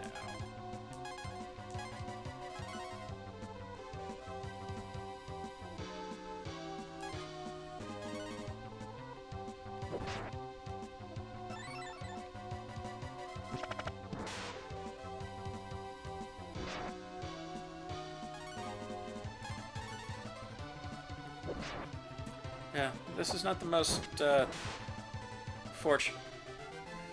Not the most fortunate naming, but still somehow it doesn't feel like the worst naming.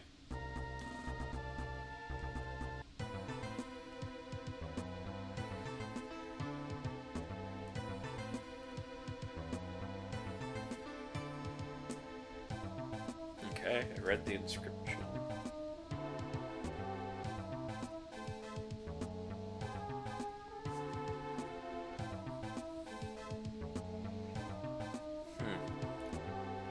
Stone robot things involving a floating city. This feels very Miyazaki-esque.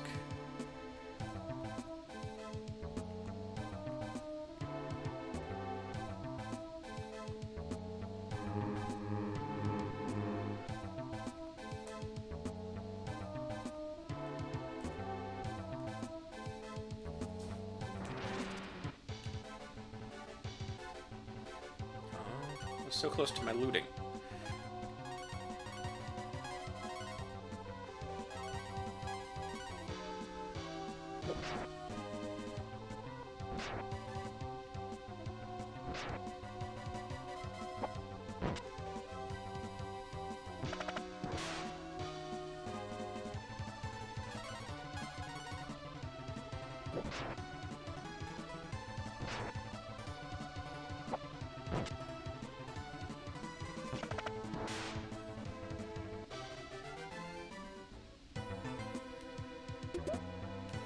I think more games need to throw in mimics.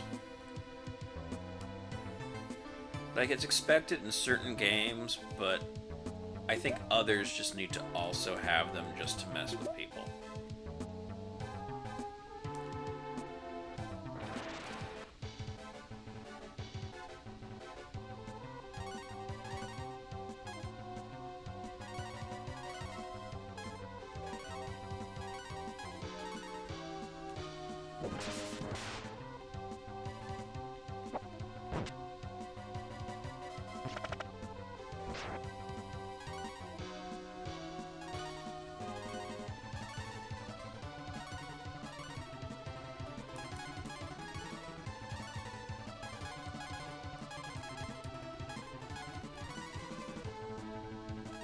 I mean that more like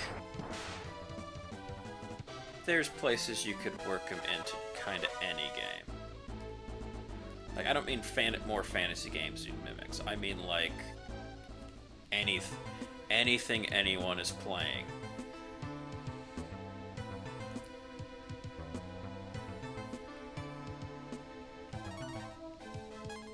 Go on.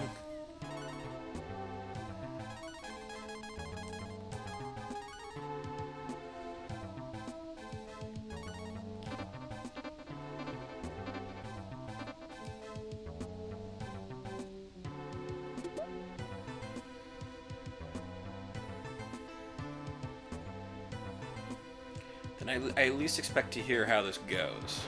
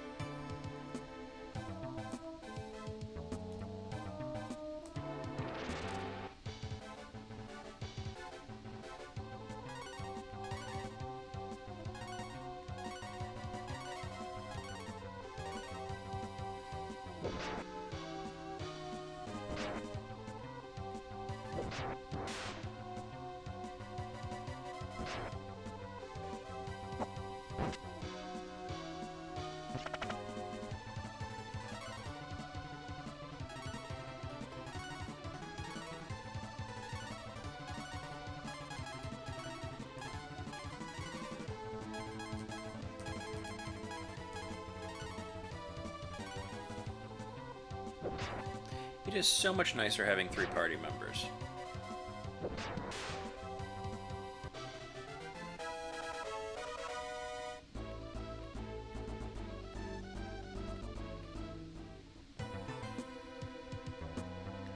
It'd be nicer if one of the any of the 3 party members knew where the heck I needed to go, but...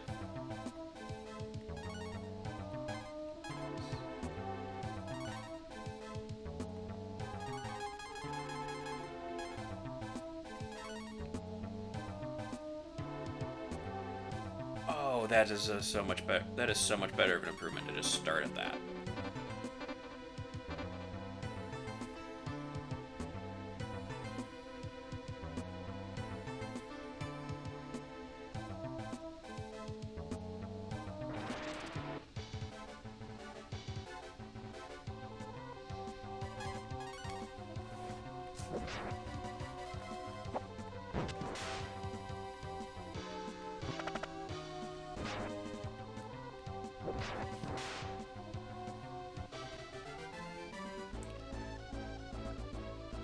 Okay, but like I'm presuming does it get you to that point faster?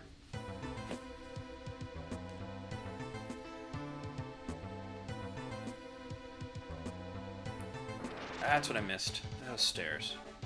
Like, I get it being like you gotta build the party still, but like within reason.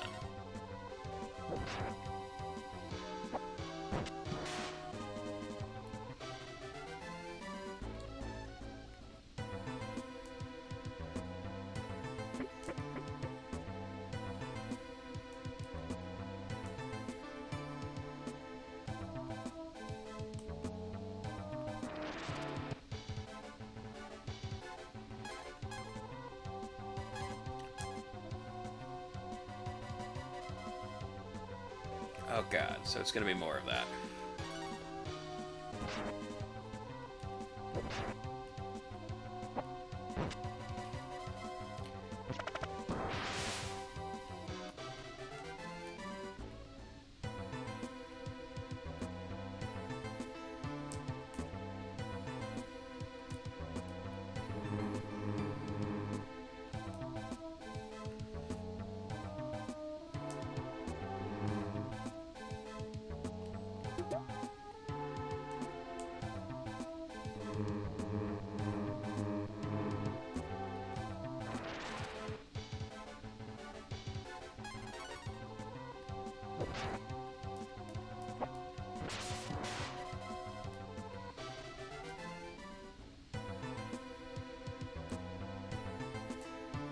Yeah, like at this, it feels like it started with the hard part of the game, and then got easier, and that feels like the wrong progression.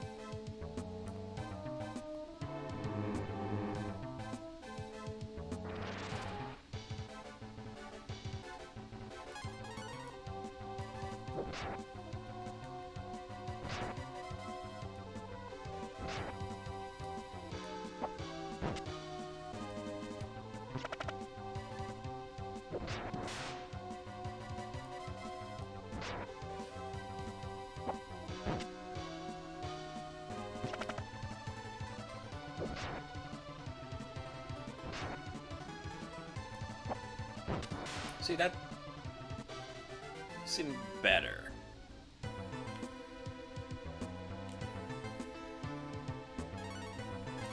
Like for me, it's the just how far into the game it's basically a party of one.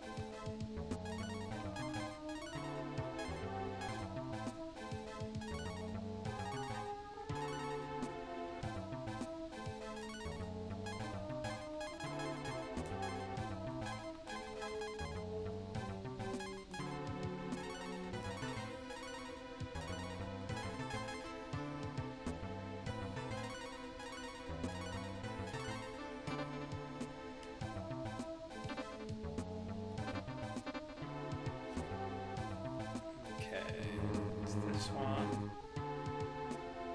And then that one.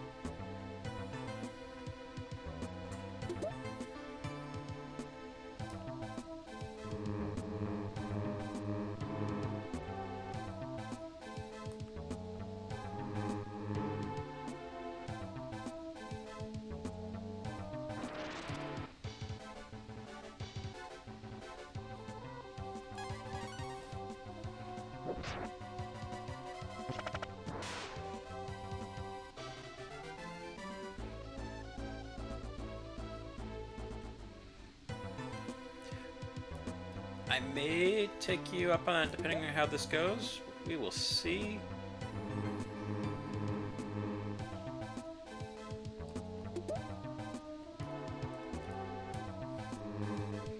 I'm expecting I should get a chunk of time in still.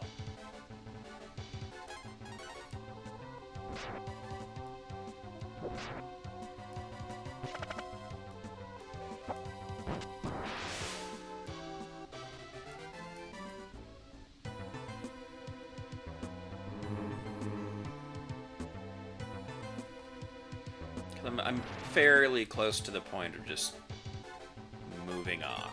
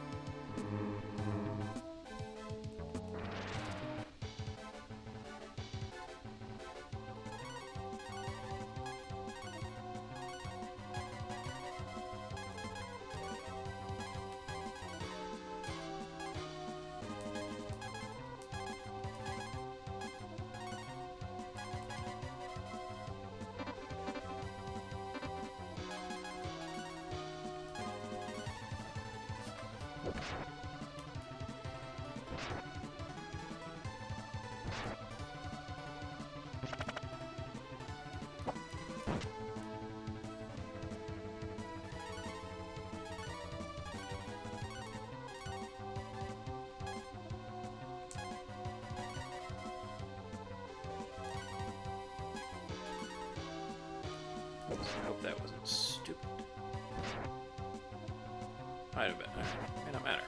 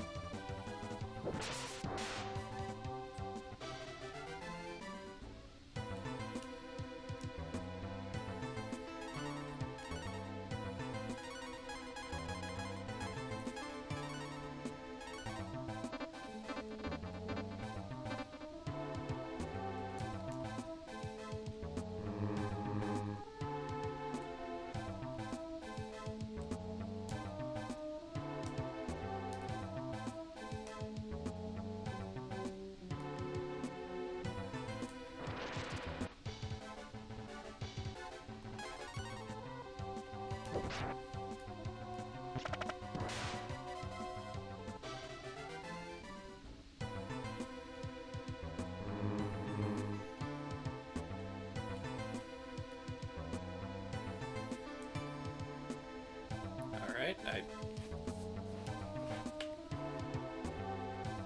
Yes.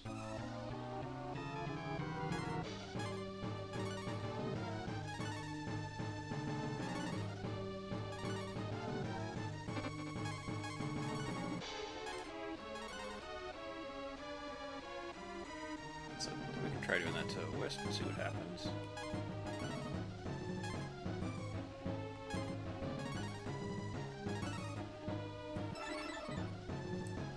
Here's the attack. Ooh.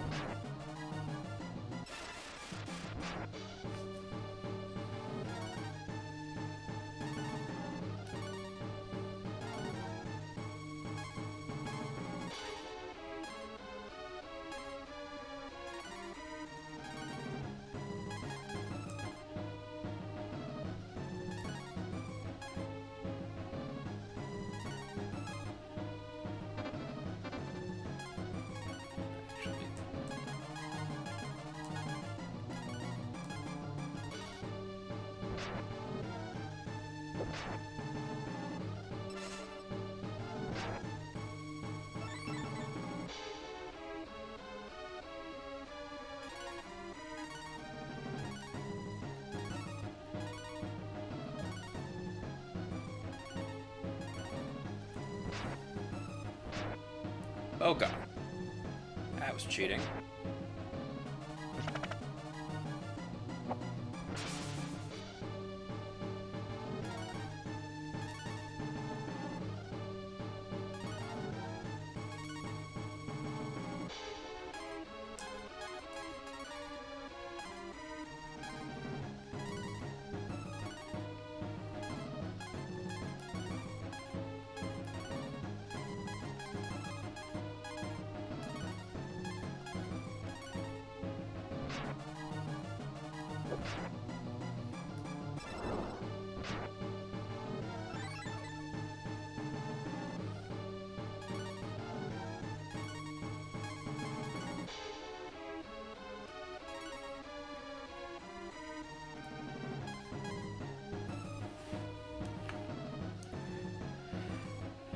Thank you. I'm pretty close to wrapping up anyways, but thank you for keeping me company through this. Slowly turning around.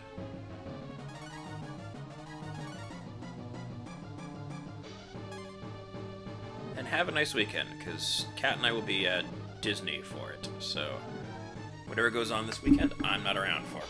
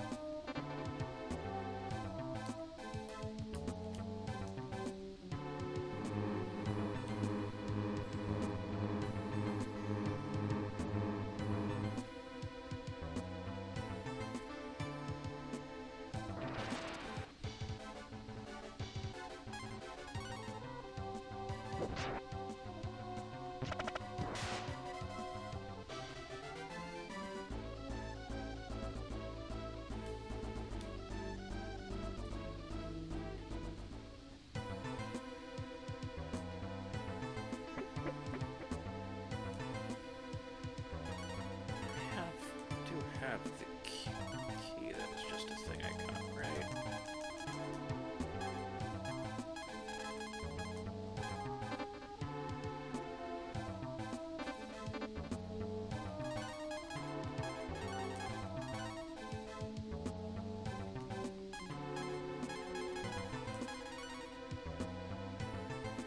Okay, that's the robot key that I need.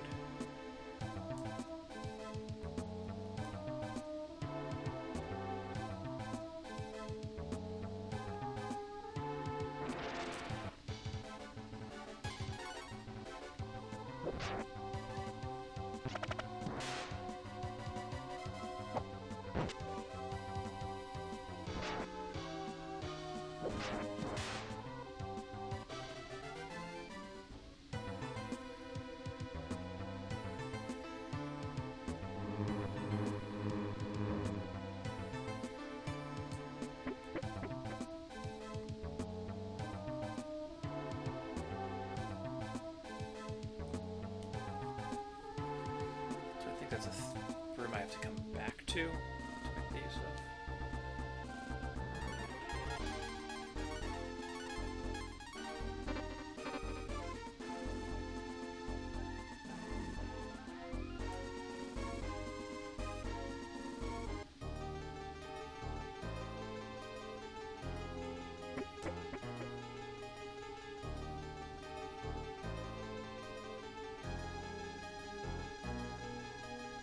Wrong way.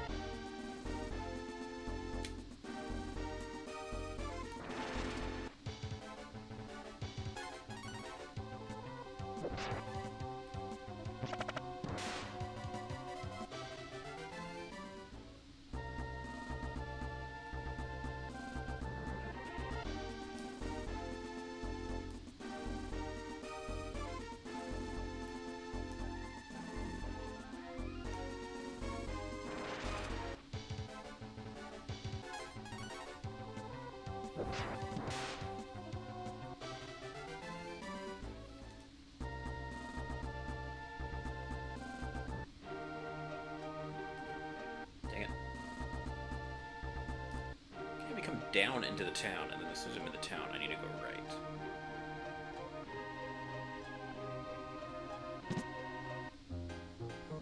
It's just inconsistent.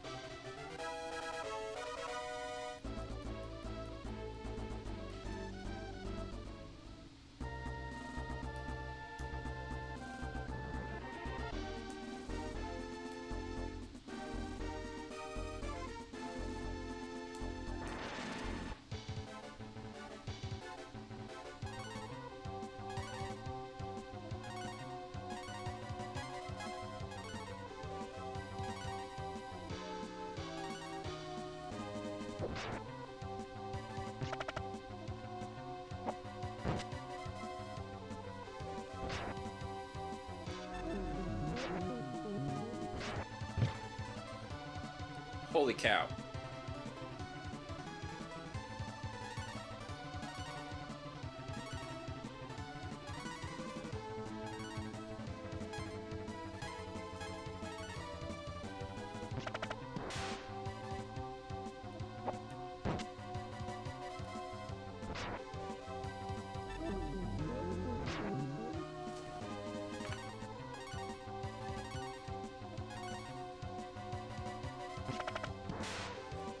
Those things pack way more of a punch than I expected.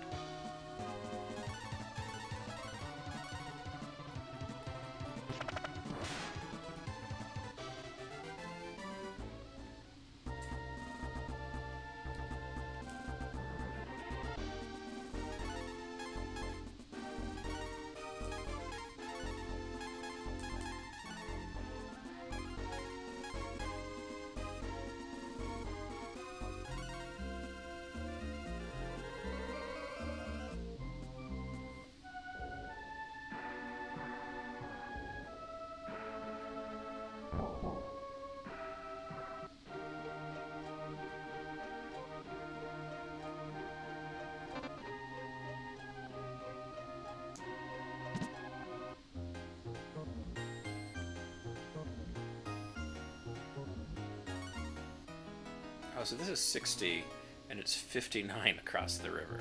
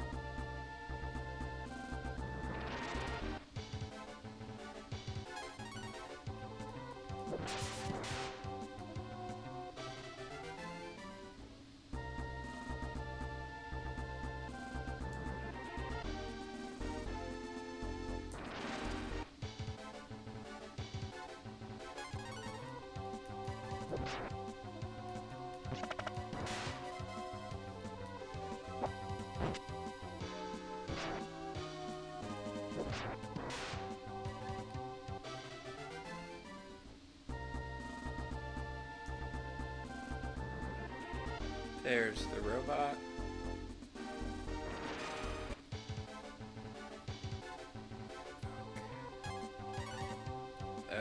did that, I think. But never mind, because there's I can't do this two wrong. That's what would have happened anyway.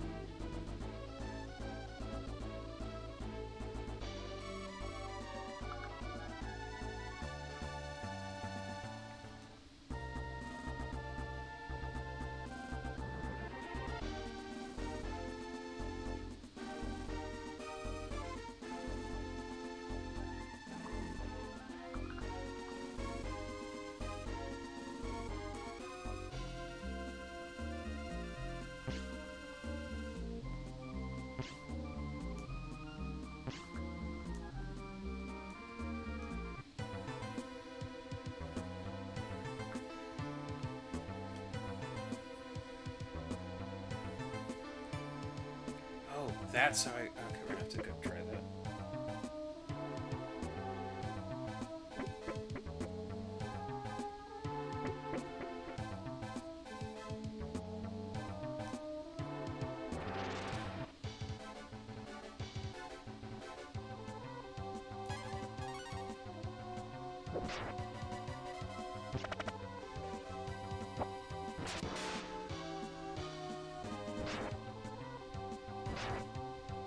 Really going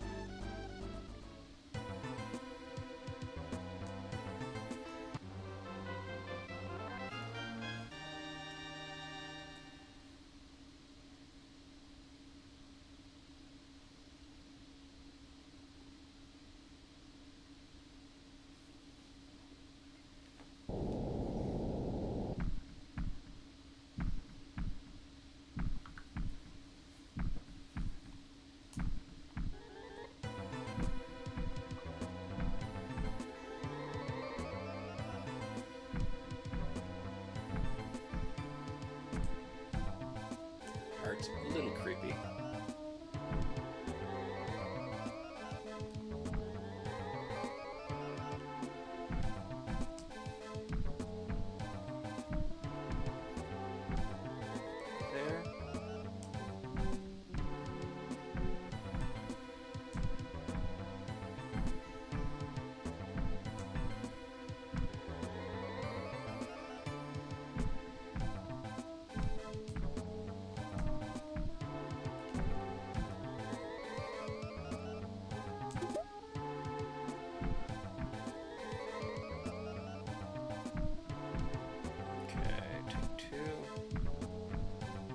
There.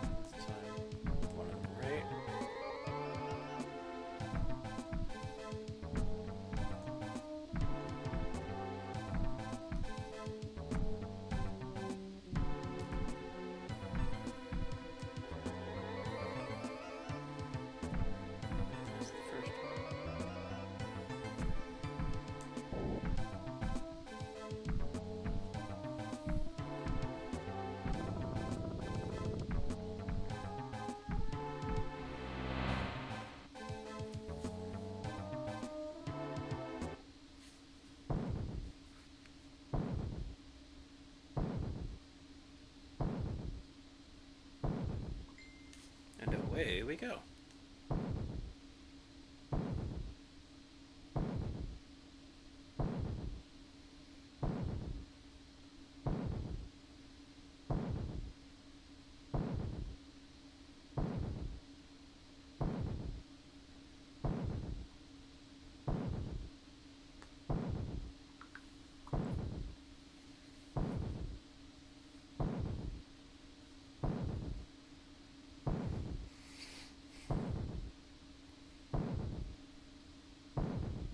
I don't necessarily mean to knock a game, but this feels a little lazy in not doing this.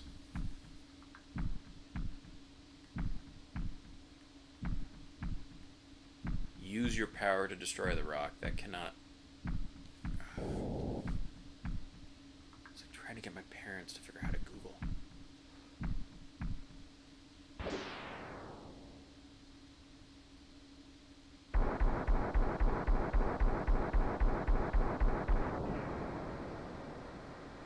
Ooh, there's a thing under the lake.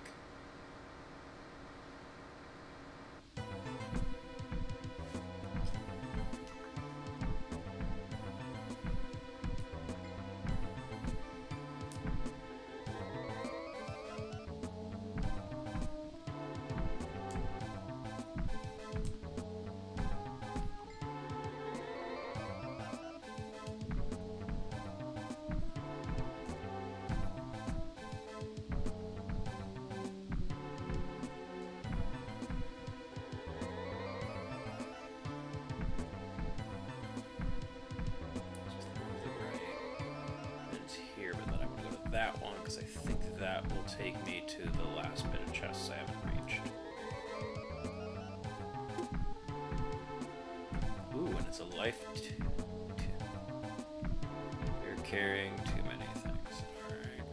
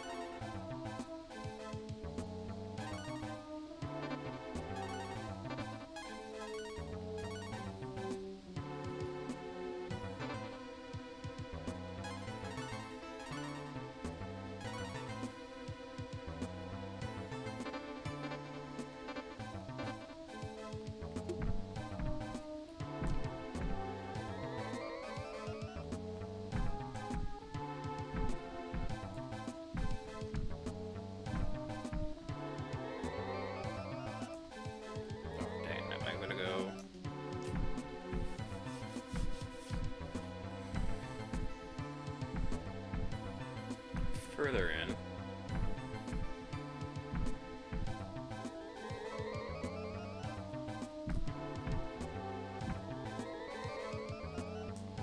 And this will take me back to the heart. Just still creeping me out a little bit.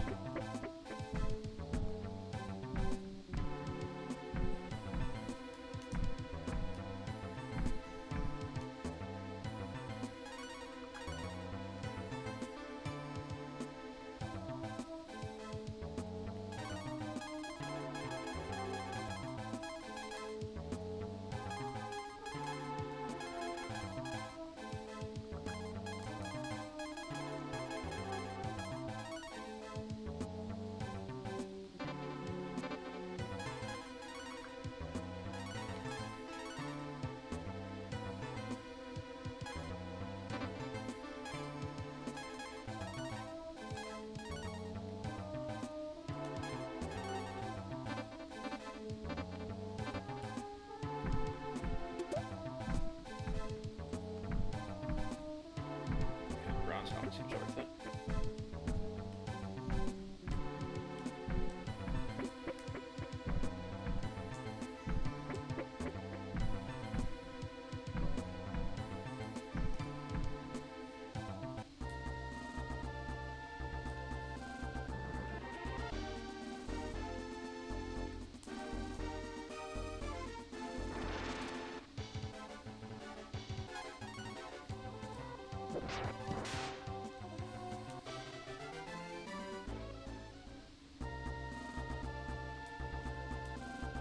Wait, now we can try this.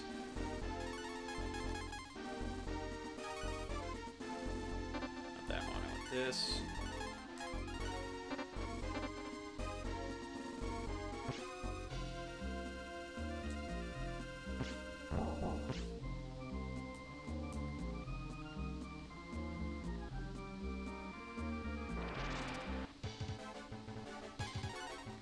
I can have antlers.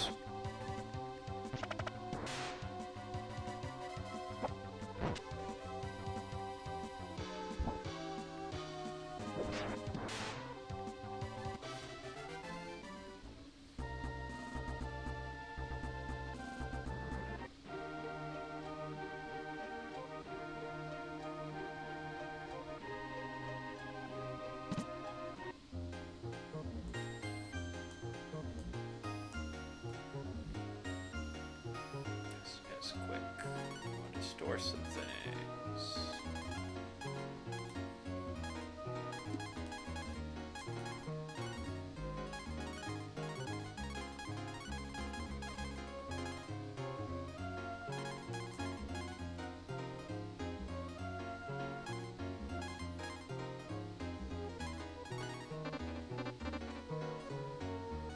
Okay, that'll do for a moment. I just need to get back out there while they're still there. Let's see what else I can get out of them. I'm presuming I get meat. Or I had presumed I got meat out of them.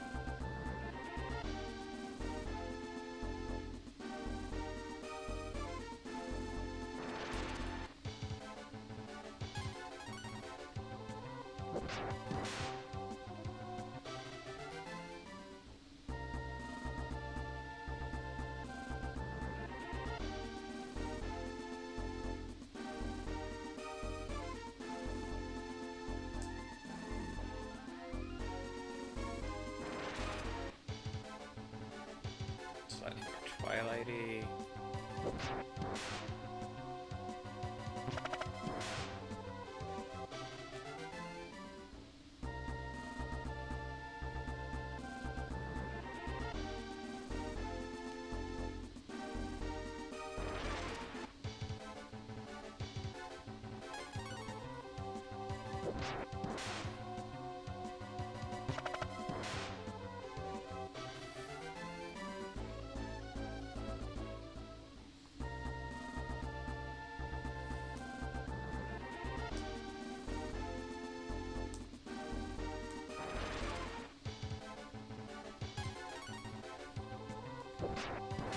I can tell if this is like the animals are only out in the morning, maybe?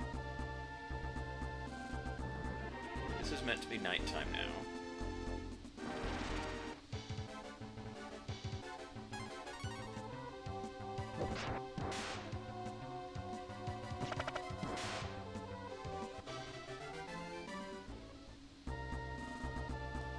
There we go.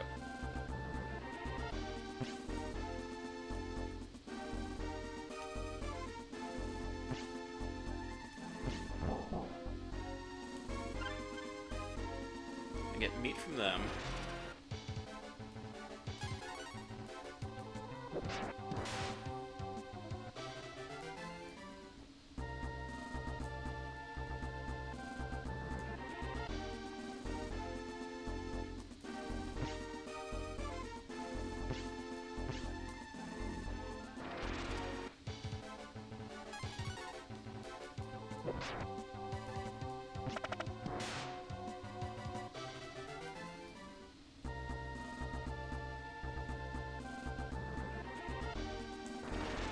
Let's check out what we get. We'll start with the town on the right, because I can't save in the town on the right. So.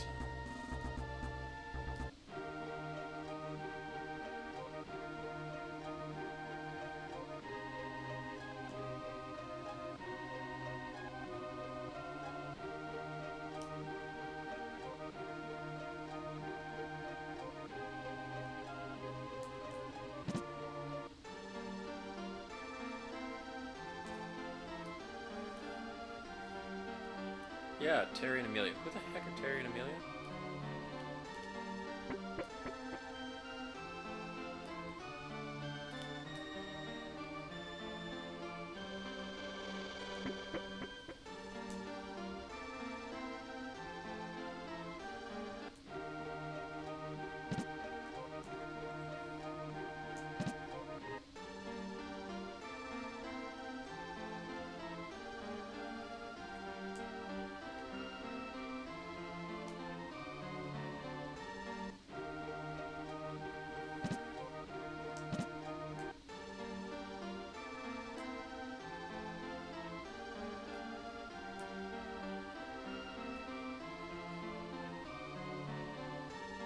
Have I seen the stone robot I drove?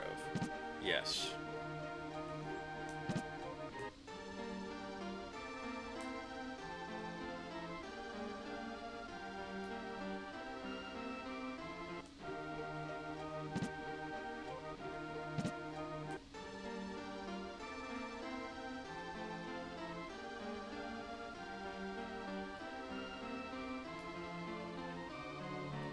Suppose we don't mean... I don't actually know. Maybe this game does mean a palace with that. I don't actually know.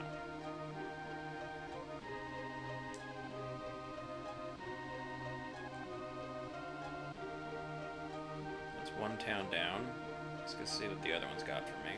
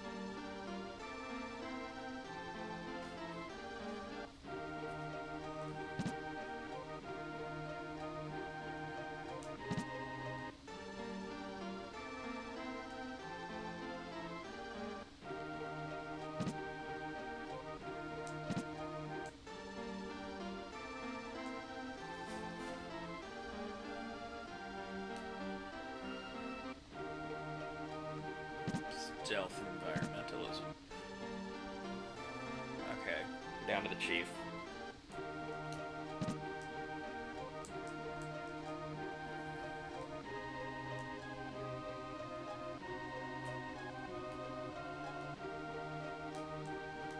There we go. Get the heck out of the door.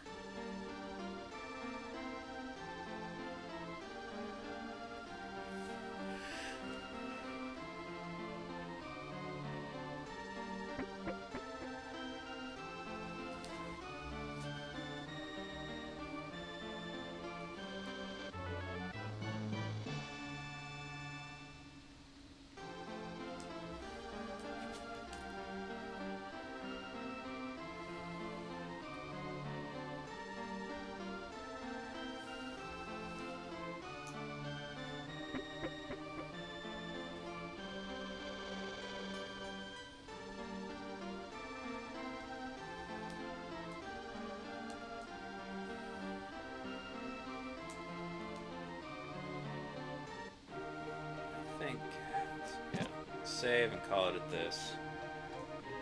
I'm almost at the point where dragon transformations happen, and I feel like that's enough of the point of this game that I think I probably have to reach it.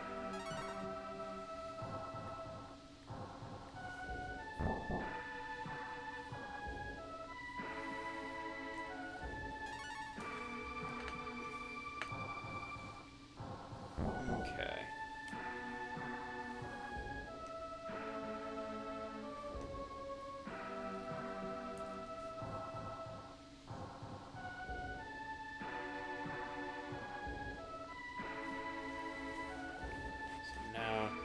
Out,